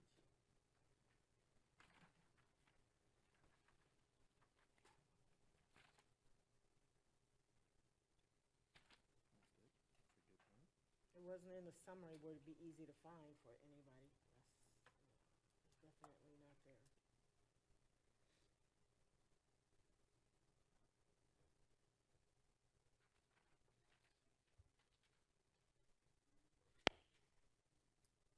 I think it would be good to have in the summary, so it's very clear to everybody, especially to the homeowner. So that is the intent of the program, is to put a max amount of days that a short-term rental can be rented to 120 days. I think it should be in the summary so it's clear to the owner, so I don't have to dig for it. Right, understood. We'll make sure that it is included in the summary when it goes to mayor and city council, and we'll make sure that it's clear in the regulations. And the fines for non-compliance, I know you said that's under code enforcement, but can we have like somewhere also for the owner, for non-compliance, you said maybe $1,000 a day, whatever it is you said. I think it should be clear, not just, okay, I'm gonna get fined $5,000. You don't know. It should be clear here for the. Our intent is to create summary sheets for the program and for the applicants That way they also have that information so that they know exactly if they are in violation, what the penalties are. In the summary, we defaulted to the municipal code because it's already a program that we have into effect, but we'll make sure that that's clear. And then you said this PD, they're gonna look at it. If they may have revisions. I'm more comfortable if I see everything in draft before it goes to the city council. Things happen. I would like to see everything, if there's changes, if the revisions we just spoke about, I would like to see it before it goes to city council, so I know it's there. So can I clarify? So the revisions we're talking about, are those in the program? Like the $1,000, we would not put that in the You may ordinance? not have that, right, but the 120 days, and No. if the PD has any revisions, I would, Correct. I just wanted to clarify with staff, the items that would be in the ordinance per se versus programmatic. I would say, if I may, I do apologize, and you're absolutely right. It has been the intent of staff for that condition that no short-term rentals should be rented for more than 120 days collectively within a calendar year. That was omitted. I do take fault for that. As far as the PD's review, one thing I just do want to kind of emphasize that I know Stephanie spoke to is, as far as the enforcement, the triggers for violation, specifically things like, noise, after hours, things like that. The intent and what we did in putting this together was not to come up with new policy or new standards that would necessarily, create concern with any of our enforcement groups or any new, requirements for their review. That's why we specifically tied it to the existing standards in the municipal code. So that would hopefully maybe take away some of the concern about whether PD would have issue, because they're already enforcing those standards. Those are applicable on any residential property citywide, rented or not. I think it would be important if they did, you may not have to write it in there, but we should at least know if the PD has any Understood. proposed revisions or concerns. I think that's something that should come to us first before it goes to council. We should know about it first. And I do like his idea about the housing study, but yeah, it's gonna impact us. But I do want, if the PD is gonna make any suggestions, I think it's very important that we know about it. We wanna see it in writing. The 120 days is important. We need to see that in writing. The oversight from the other departments, is that something you have in writing? So your staff knows if this happens, we go to code enforcement. If this happens, we go to PD. If this happens, we go to whoever. Are those procedures somewhere where your staff knows where to go when something happens? So I'll answer that in two sections. So internal staff through the software platform will have a workflow, and we've discussed with staff what that process will look like, but the workflow will allow those applications to be assigned to those different individuals that are part of that review process. That way they know what's in the workflow, what's ready to be reviewed. It'll go through that review process. The workflow can be viewed by everybody involved, and then we can keep accountability on the application. Also, as far as we'll say the 24/7 line, the staff that is responsive for that. So we will work with the software platform who manages that 24/7 line for us so that they are properly equipped to be able to either divert a call to PD if needed, or to divert it over to the property owner so they can respond within the 60 minutes. Mm-hmm. Can I ask, excuse me, Vice Chair, so the software program gets that is who the 24/7 call goes to, is the software program? They provide that for us, yes. And then they will put in the call to like PD or code enforcement? So depending on what level of complaint or what type of complaint. Or the property. Yeah, they'll be trained on who to contact for those complaints. My question is, if it goes to PD, it's gonna go like as if a resident called, right, bottom of the list? Not to our understanding. So working through the software platform, they'll be able to contact the police department and let them know that, hey, they are part of this short-term rental software platform. They're notifying them of a complaint that they've received. So that's something that we'll be working with PD on so that they're aware of that. They already know that we're looking for the software platform, and they already know that we're going to be having this 24-hour line. So just depending on who it goes to, they can be notified of that and handle it. And I as think they that's the usually would. concern, that is PD aware that they're gonna elevate this call above another call for noise, I think is part of the concern. So I don't necessarily know that they'll elevate it amongst other complaints, but maybe just handle it as they typically would. But if it will only get to PD if the property owner is non-responsive. So the property owner gets notified first.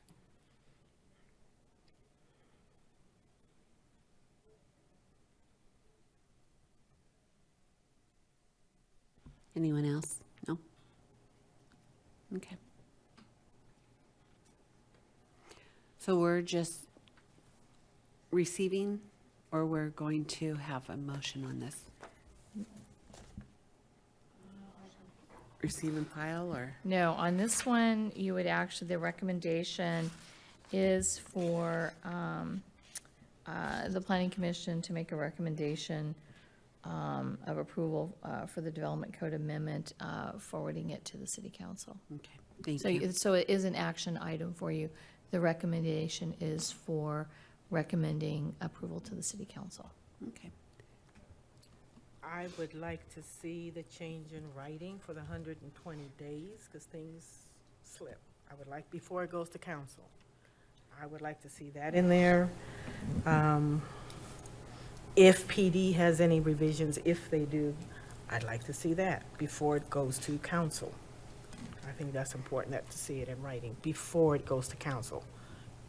So based on those comments, it would be appropriate, if that's your desire, to make a recommendation to continue the item, so those items could be completed and brought back to the Then I planning. recommend that we continue until we get input from PD, and then we put the, whatever change we have for them. So, and I would recommend to, that you continue it to a date certain, which our next meeting is December 12th, just so there's not, going back through the entire process.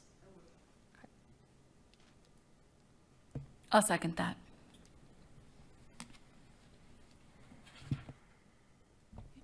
Call for the vote. Chair Guerrero, Yes. Vice Chair Armstead, Commissioner Lopez, Yes. Commissioner Quill, Commissioner Flores, Yes. Commissioner Sherrick, Yes. Commissioner Garcia. Yes. All 7 yes. It's approved to continue. Thank you. Thank you. Okay, so we'll go forward with Planning Commission reports or announcements.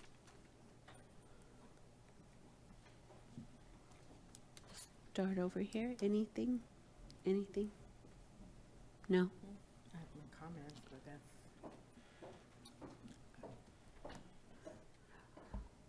I had a comment or a question from planning commissioning. For the housing plan, I know it showed, or it says that it's like 8,100 and change, I think it is, for units. Does that include doors, or like a house, a unit, multifamily for the housing plan over the period of 8 years? Are you talking about the RENA numbers?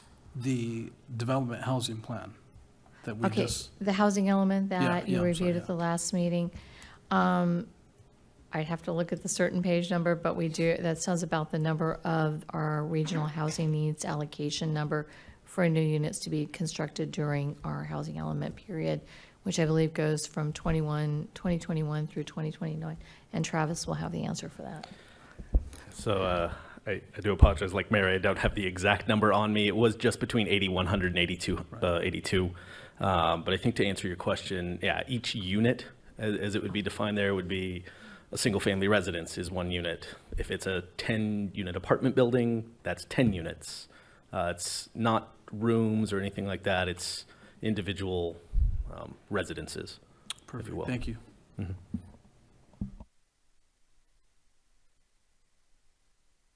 Okay, I have several comments. First, because of what we went through today, the general plan review, when can we get started on that so we don't go through what we just did today and have a warehouse in the middle of residences? When are we gonna get that started? So if you want to go through your other comments, I'm actually going to give you some Okay. information. I'm going to answer that question to the extent That we one can. is real important because of what we just saw today. That's real important, several of them. It's been almost a year, March 4th, since we, commission required the city to change the development code regarding crush and grind. I looked at the minutes of March 4th, and the minutes don't reflect that the commission required any on-site grind and crush must be approved by the commission. I didn't see that in the minutes.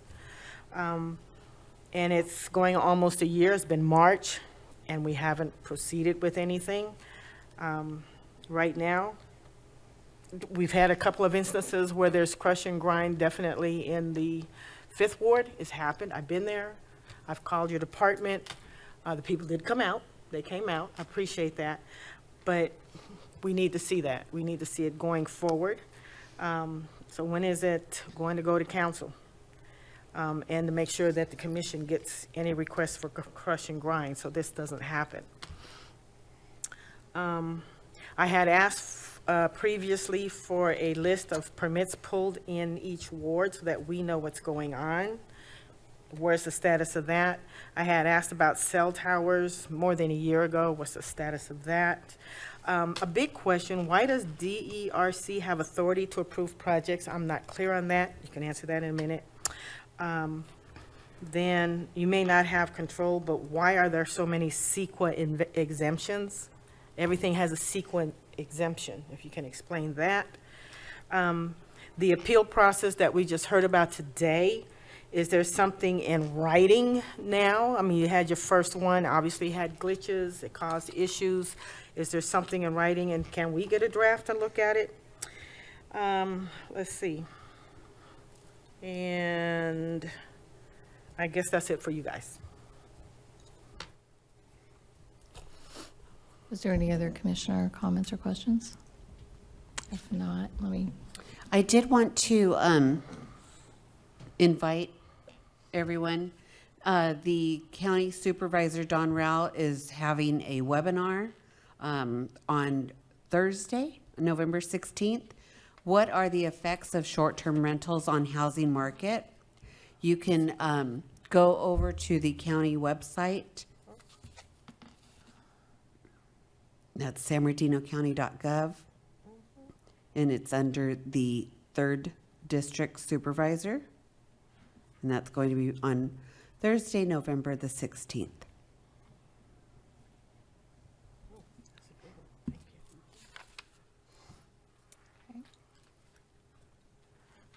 Okay, I actually have a few items for this evening. The first item, and I did include it as an agenda item, so there could be some conversations on it, regarding the Planning Commission and the Development and Environmental Review Committee Approval Authority. Amongst the many items on in front of you, this one will have a blue heading, and it will say Municipal Code Sections from Title 19, Land Use Subdivision. So if you want to pull that up, I'll go over some of the roles and responsibilities between these different entities. First page just kind of is from one of the first sections of the zoning and subdivision section of the municipal code. All of this is from our city's municipal code. This is our code of regulations. This is the law we have to comply with. These are what we call our ordinances, the ordinances that we follow throughout the city, and then specifically in the Community Development Department for the Planning Division. We have the mayor and council on item number 1. This item goes over their final decision authority. Many appeals, at least that we would have processed, would have gone from Planning Commission to City Council. They would have the final decision on that. Final maps, specific plan, general plans amendments, development code amendments, improvement and development agreements, surface mining, land reclamation, as well as other improvements to be accepted for dedication, accept deeds of dedication, parcel maps for a few parcels with no development agreements. And as noted, the city city council may impose conditions of approval. So the planning commission, as you're aware, are appointed by the mayor and city council. You have the duties that you are to perform, and this is under 2B, regarding, the periodic review, recommended revisions to the general plan, development code for the desired physical development of the city, and any of the lands within its sphere of influence. For powers for the planning commission, final review of variances, specify development permits, conditional use permits, tract maps, reversions to acreage, vesting tentative maps, which are all also subject to the appeal to the mayor and common, it says common council. We do reference common council now as the city council. Also, the commission recommends to the mayor and common council or city council for final determination on the final following entitlements. So those will be specific plans, general plan amendments, development code amendments, development agreements, and surface mining and land reclamation plans, as well as the commission may impose conditions of approval. And also make interpretations of the general plan, which may be appealed to the mayor and council. So the director, there are some duties that the director can perform as well. It's day-to-day management of the planning, as well as the acceptance and processing of all land use applications. So our department is responsible for reviewing all these applications in compliance with the city's municipal code, as well as other state and federal laws as they apply before bringing them to an approval authority. So as far as authority, the director has the final approval for enforcement of building permits, certificates of occupancy, specified development permits, lot line or boundary adjustments, home occupation permits, minor exceptions, minor modifications, sign permits, and similar use determinations, temporary use permits. And then all of the above, except building permits and certificates of occupancy, are subject to appeal to the planning commission. And again, the director may also impose conditions of approval or make interpretations of the development code, which may be appealed to the planning commission. Now, the Development Review Committee, when this was established, there was two separate committees, a Development Review Committee and an Environmental Review Committee. Because they make up the same staff, it was combined, and all projects that go through those committees are very similar, and I'll go over those. And the DRC, this is a staff committee. It's made up of representatives or designees from the various divisions outlined, planning, building, land development, integrated waste management, which is now we do have an internal staff that serves as that representative for waste management, and then fire, which is through county fire and the water department. So these are established by the director of the departments as well. We do have the option of bringing an urban design professional to be retained. The city may have done that. We're not currently doing that at this time. So powers for the Development Review Committee are specified development permits, tentative parcel maps. These are maps that are for fewer parcels. Design review and adoption of negative declarations subject to appeal to the Planning Commission, and the DRC may impose conditions of approval. Environmental Review Committee, and the same members. Their duties are to serve as city environmental review for ensuring compliance with the California Environmental Quality Act and any of the city's environmental review guidelines, as well as what's called the state CEQA guidelines. The ERC shall have powers to make determinations for negative declaration, mitigated negative declarations, or need for preparing an environmental impact report for discretionary, which is non-ministerial applications. And the ERC can recommend mitigation measures or requirements in making environmental determinations. Determinations of the Environmental Review Committee shall be final unless appealed to the Planning Commission. They can also make recommendations of approval. Then I pulled the next table. It's a table from the Development Code that shows the various applications and who the actual threshold of review is. And we'll go through, I won't go through all of them, but as you can see, the first item is conditional use permits. Those go straight to the commission. If there is, a design review involved in that, an environmental review, it does go through the planning commission or DERC before it goes to you, but there is only a recommendation there for their review. Minor use permits, those would go only to the DRC and our DERC. Design review, there are certain applications that qualify for design review. Those go to commission. I'll kind of go down here. Administrative permits go to the director.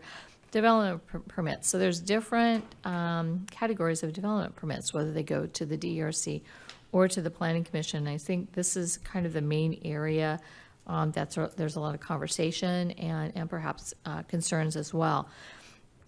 So with that, let me go to the last page because this talks about the applicability and a project review. And this is the section that actually tells us what type of permits go where.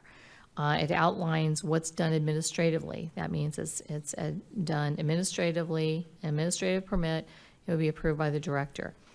And this could be for residential projects with 2 to 4 dwelling units, including relocation or movement of structures, tenant improvements, occupancy permits that result in intensification of land use, for example, retail to restaurant or from residential structure to non-residential use. Expansion of non-residential use or structure that's not consistent with the existing project, recycling facilities, and wireless telecommunication facilities. Those items are all administrative review items under our code. A development permit, which is acted upon by the Development/Environmental Review Committee, shall be required under the following circumstances. So these are permits that are approved by that committee.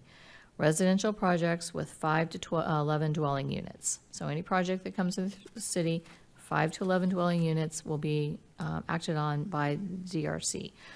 The other item for a new, so this is a critical one, a new non-residential use or structure or expanded non-residential use or structure over 5,000 square feet.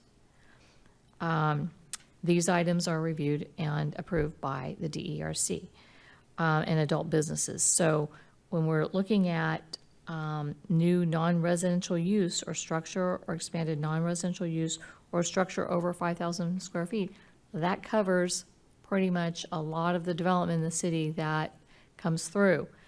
So when does it go? I just have one last item and we'll go to questions. When do development permits go to the Planning Commission? This is for residential projects, so any projects above the threshold of 11 units, so 12 units over, go to the Planning Commission. And any project or projects abutting a residential use in a residential land use district. And this is where that last item came up that went to planning, the industrial use that you just considered the extension of time for. That particular project was adjacent to residential, and that's why it came to the Planning Commission, where the other project earlier, the appeal project, did not come to Planning Commission because it was not required per the code. So I'll answer some questions and then kind of add a little more information after that, if you would like, or I can continue. When someone that's why I think it's important that we get an idea of who's pulling permits so that we know which commission it's going to. So we don't have another thing like a warehouse in the middle of residential. I think it's important for each of us to see who is pulling what kind of permit. And we've been asking for that. So pulling what type of permit in Building residential? permit. I mean, somebody's pulling a permit for a warehouse, somebody's pulling a permit for a truck yard. So, and we have not provided you, I think, a full list of all the projects. We're working on that list. We haven't had the database of all the projects. We're preparing that. We will be getting that to you, but I know the highlights of all the projects that are approved, which I think might be what you're asking for, because there's a difference in permit levels when you're pulling a permit. when we're talking about a development permit, these are applications for entitlement. They either go, for the most part, they're going through the DERC or to Planning Commission. And so no one's pulling separate permits for those if they haven't been reviewed by those entities. And then you have building permits that are pulled for the actual construction. So what I think you're asking about is the development, entitlement permit. So we do publish the DERC agendas are posted. They have meetings twice a week. So all the projects that go through there can be reviewed by the Community Commissioners Council. Did I say twice a week? I said twice a week. I'm sorry, it is twice a month. Seems like twice a week this week, but yes, it is twice a month. Thank you for that clarification, Commissioner Sherrick. So we do have that, and then anything goes to the commission comes before you.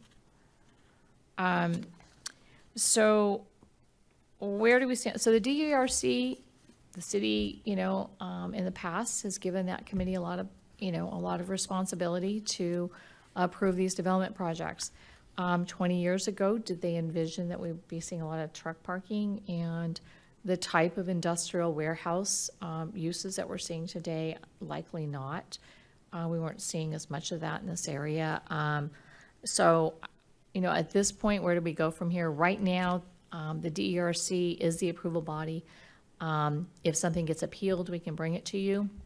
If not, that committee has to act on it. That's what our municipal code says. Should the community or planning commission or council desire to put a moratorium, or that's a pretty strong word in the development world, or to put a stay or stop that development, that would have to go to the city council. The city council would have to make that direction to staff and have staff, bring some presentation forward. There's a very specific process for doing that. And then you have to evaluate. Usually when those actions occur, they only affect projects that have not been submitted yet. There's a threshold of when an application is in process, then that it should continue. And you get into a lot of legal nuances on how to make that determination. But that would be, the one option at whatever point the city council would like to consider that. So I had a question. So who are the committee members for DRC? Because I go on the website and it shows nobody's assigned. So they can vary. So we do publish it. It is on the agenda. The names are on the agenda. The members on the agenda, however, sometimes there'll be a step in. So if one person from land development can't make it, they send a substitute. But it's usually the same committee members. So on the agenda, the cover page of the agenda for the DERC, and it's published on the Under agendas? under agendas, under committees, and it'll say Development Environmental Review Committee. If you open that up, the agenda cover page does list who will be in attendance and voting at that particular day. If I may, I think what Commissioner Garcia is referring to, and it's, to be honest, I don't have an answer for why it's not on there, but it is a great point. There is the section for members. And while it wouldn't be practical to list the specific individuals, just because as Michael said, sometimes you do have substitutes or people, in and out. But to identify, as is in the material Mary went over, it's a representative from all of these divisions. So while the person may change, we can at least be clear of it is staff from these following groups, that comprise the body. We can make that edit. Yeah. I think that was on there before, and I would probably say when they switched over to the new system, some of that just didn't get fully updated and not caught, but thank you. My other comment too, or I know I've asked for this in the past, is there any way that, or how do we go about refreshing the municipal code or ordinance? Because the last year that was updated was 2013. And our city is beginning to develop And I think we need to define all this. All this needs to be clear in this municipal code, what these permits are, what the definitions are, because I briefly skimmed through the municipal code or development code, and a lot of things aren't very clear on there. Like even the appeal period. I know City of Redlands, like we submitted a permit, they have like a 10-day appeal period when they submit for a CUP. So what's our appeal period in our city? And, hold on. Yeah. So yeah, we do have very specific appeal periods, and it's actually in sections of the municipal code, I believe it's 15 days. And each city's different on that. So to answer your question, that kind of goes to the next few items I did want to bring up to you. I can say there is a specific chapter in the code, I believe it's 1952, for hearings and appeals that does outline, because the appeal process, the appeal timeline, as Michael was starting to say, it's the same on any project. It's always 15 days. So there's a special chapter that just outlines that process, regardless of the type of permit, body it's going to. It outlines kind of the triggers for any option. Before we move on, I noticed PD is absent as a member on the DERC. Is there a specific reason? I don't believe the police department is listed on, no, the police department is not part of the committee, according to our code. The Should- long-standing requirement Right. prior Should to our time. Should they be maybe to provide security measures as conditions on certain projects? We do route the projects to the police department, and actually we are working with them to better communicate and get more meaningful input and comments on some of the projects that is in process. But to go back to the development code, and I don't want to go too far off track because we didn't notice all of this, so I don't want to get too far into discussion. But as part of my update, and I'll touch on the development code, I did want to note, there was a couple things here. So, housing element. So, housing element, we did send out an email, I believe, you should have received an email letting you know we did prepare an updated housing element based on comments that we did receive from the Department of Housing and Community Development. We're expecting to go through some more reviews with them, but we didn't have the opportunity. We just finished it over the weekend. We've been working with them, meeting with them, phone calls for the past few weeks, trying to clarify items, answer questions, provide additional information. So that is now uploaded to the website. Pursuant to state law, there's a 7-day period for review. We're complying with that 7-day period. We cannot extend it. That is state law, but we're also under the constraints for timing with the stipulated judgment. So we're in a very expedited process for the housing element to comply with that because the city, was in a lawsuit with appellants on it. So we have actually reached out to the appellants. We're talking with them as well. We anticipate after this 7 days, we'll be submitting that document up to HCD. They will conduct another review. My experience is during this last review period, there's a lot more interaction with staff on, fine tuning that housing element to meet the state requirements and getting their input. So we'll be going through that process.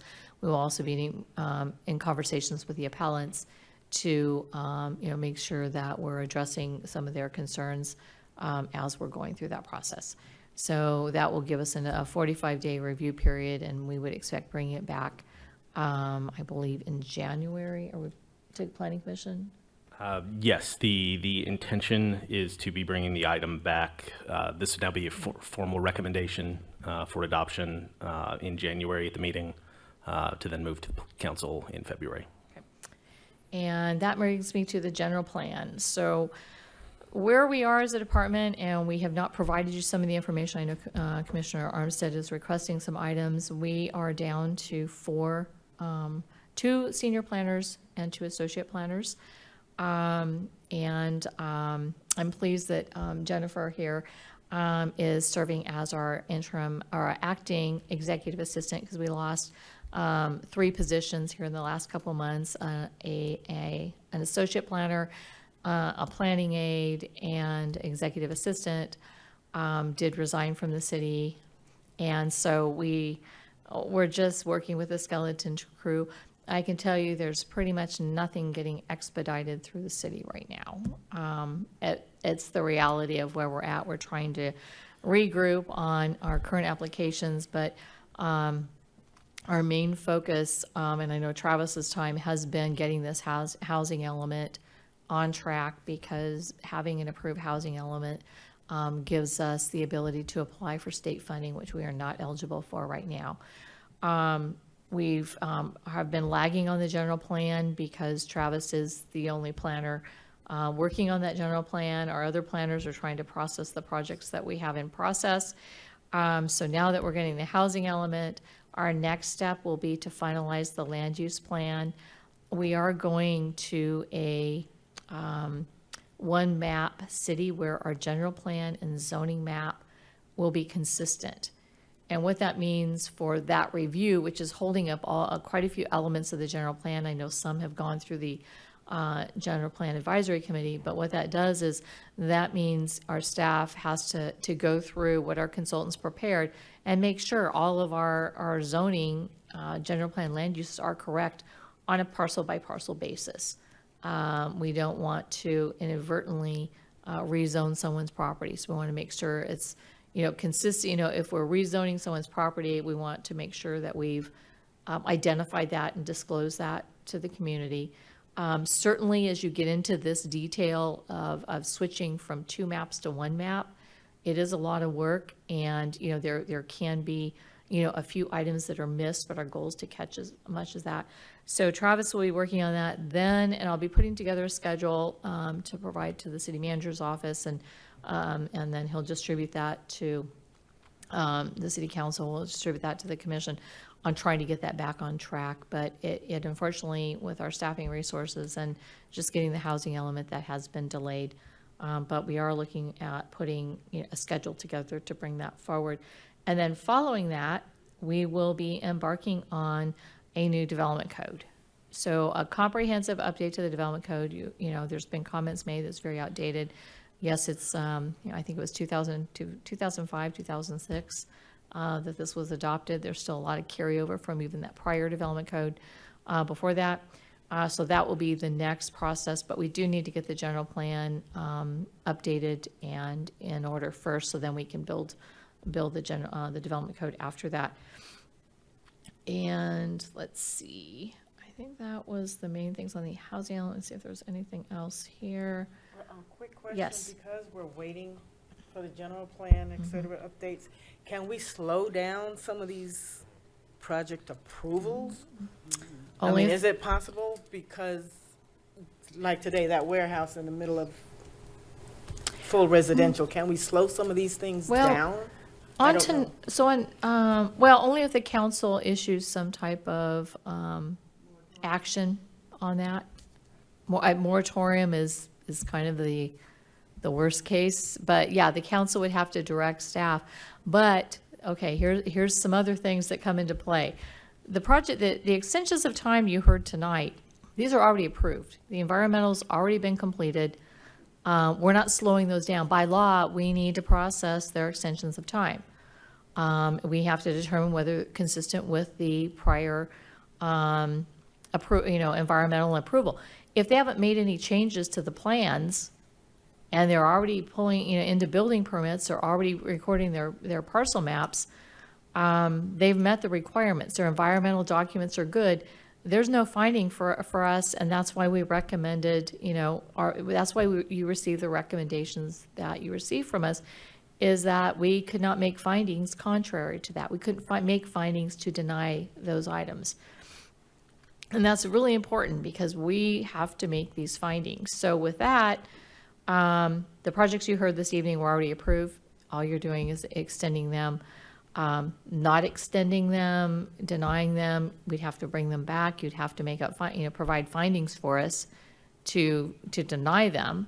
And then, then that would go to council, and there's other aspects that they need to consider depending on, financially what that, particular project has been provided. New projects, not much is going through quick right now, I will tell you that. One of the items coming out of the our HCD review of our housing element is, and I don't want to get too far because Albert's going to cut me off, permit streamlining. We are working on permit streamlining. We have legal requirements for processing these projects. And, once they're complete, once we have everything, we can't delay them, to answer your question. We have to process them, or we're in violation of the Permit Streamlining Act. And that's another conversation I won't dive into too far. Lastly, just a lot of questions came up about the exemptions. I think it might be helpful if we do a CEQA overview. I know Albert and his team at BB&K do provide this. You do see a lot of exemptions here. The exemptions you saw this evening with the two projects that you had were exemptions, and we call them 15061 exemption, a review for exemption. And this is where a project's exempt, and in this case, the two projects would have been covered by the common sense exemption that CEQA applies only to projects which have potential for causing significant effect on the environment. In the cases of those types of exemptions, there was an environmental document already adopted, approved and adopted. So in the case of our two industrial projects, they were reviewed. The M&Ds were already adopted. Appeal periods were over. The challenge period's over. So the environmental was already done. So this was reaffirming the environmental that was done. Other exemptions you see are most of them are class 32 infill exemptions. Those need to do all the studies as well. And so when you see some of these exemptions, they're not exempt just because they're exempt. They're exempt because the work behind them, the studies say there's no impact. Therefore, it's, and we can always, and all of our, at least most of, and I think going forward, all of our environmental documents are being reviewed by our CEQA attorney. So we have a CEQA attorney reviewing M&Ds. They were not reviewing as much on the exemptions, but we are bringing those forward.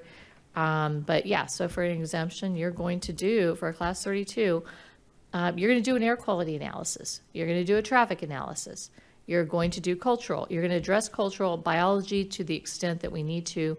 Probably can rely on the general plan in this city. Biology is not a significant impact here. Water quality. You're going to do a water quality study. All these studies have to be reviewed. They all have to be completed for a class 32 infill exemption. There's other exemptions out there, but when we're reviewing those, they'll reference those. So you'll see those in some of the exemptions. You're going to see that, like for the DERC, when we're reviewing that, there's an exemption behind it. There was a study done normally by an outside consultant that's preparing it, which in this city, many cities do. And honestly, for the most part, my experience, some cities require the developer to pay for and prepare the study, or the city does. It could be either way. I, in my other life, prepare initial studies, and it doesn't matter who's paying for it. Bless you. Who's paying for the initial study, whether it's the developer or the city. It's the same initial study, because your CEQA consultants out there, and I won't speak for every CEQA consultant, but a lot of the firms that I'm seeing here, our name's on the line when we prepare a CEQA document. If we get challenged, we've got to defend that document. And I actually have been in that position where I have to defend the work that I did based on all of my technical consultants. So that's something, CEQA is not something we take lightly. And there's a lot more reviews, and you're going to see a lot more in-depth review to come. So I think that probably covers it. God, this is a long planning commission meeting. Thank you all for being here. Sorry for the large agenda. We might even have another one next month. We're trying to get projects through the process. Thank you. Any other items? If not, What? Those were provided by the applicant for the appeal, not mine. Okay. Then we will go ahead and adjourn tonight's meeting at 10:30 p.m. till December the 12th. Thank you.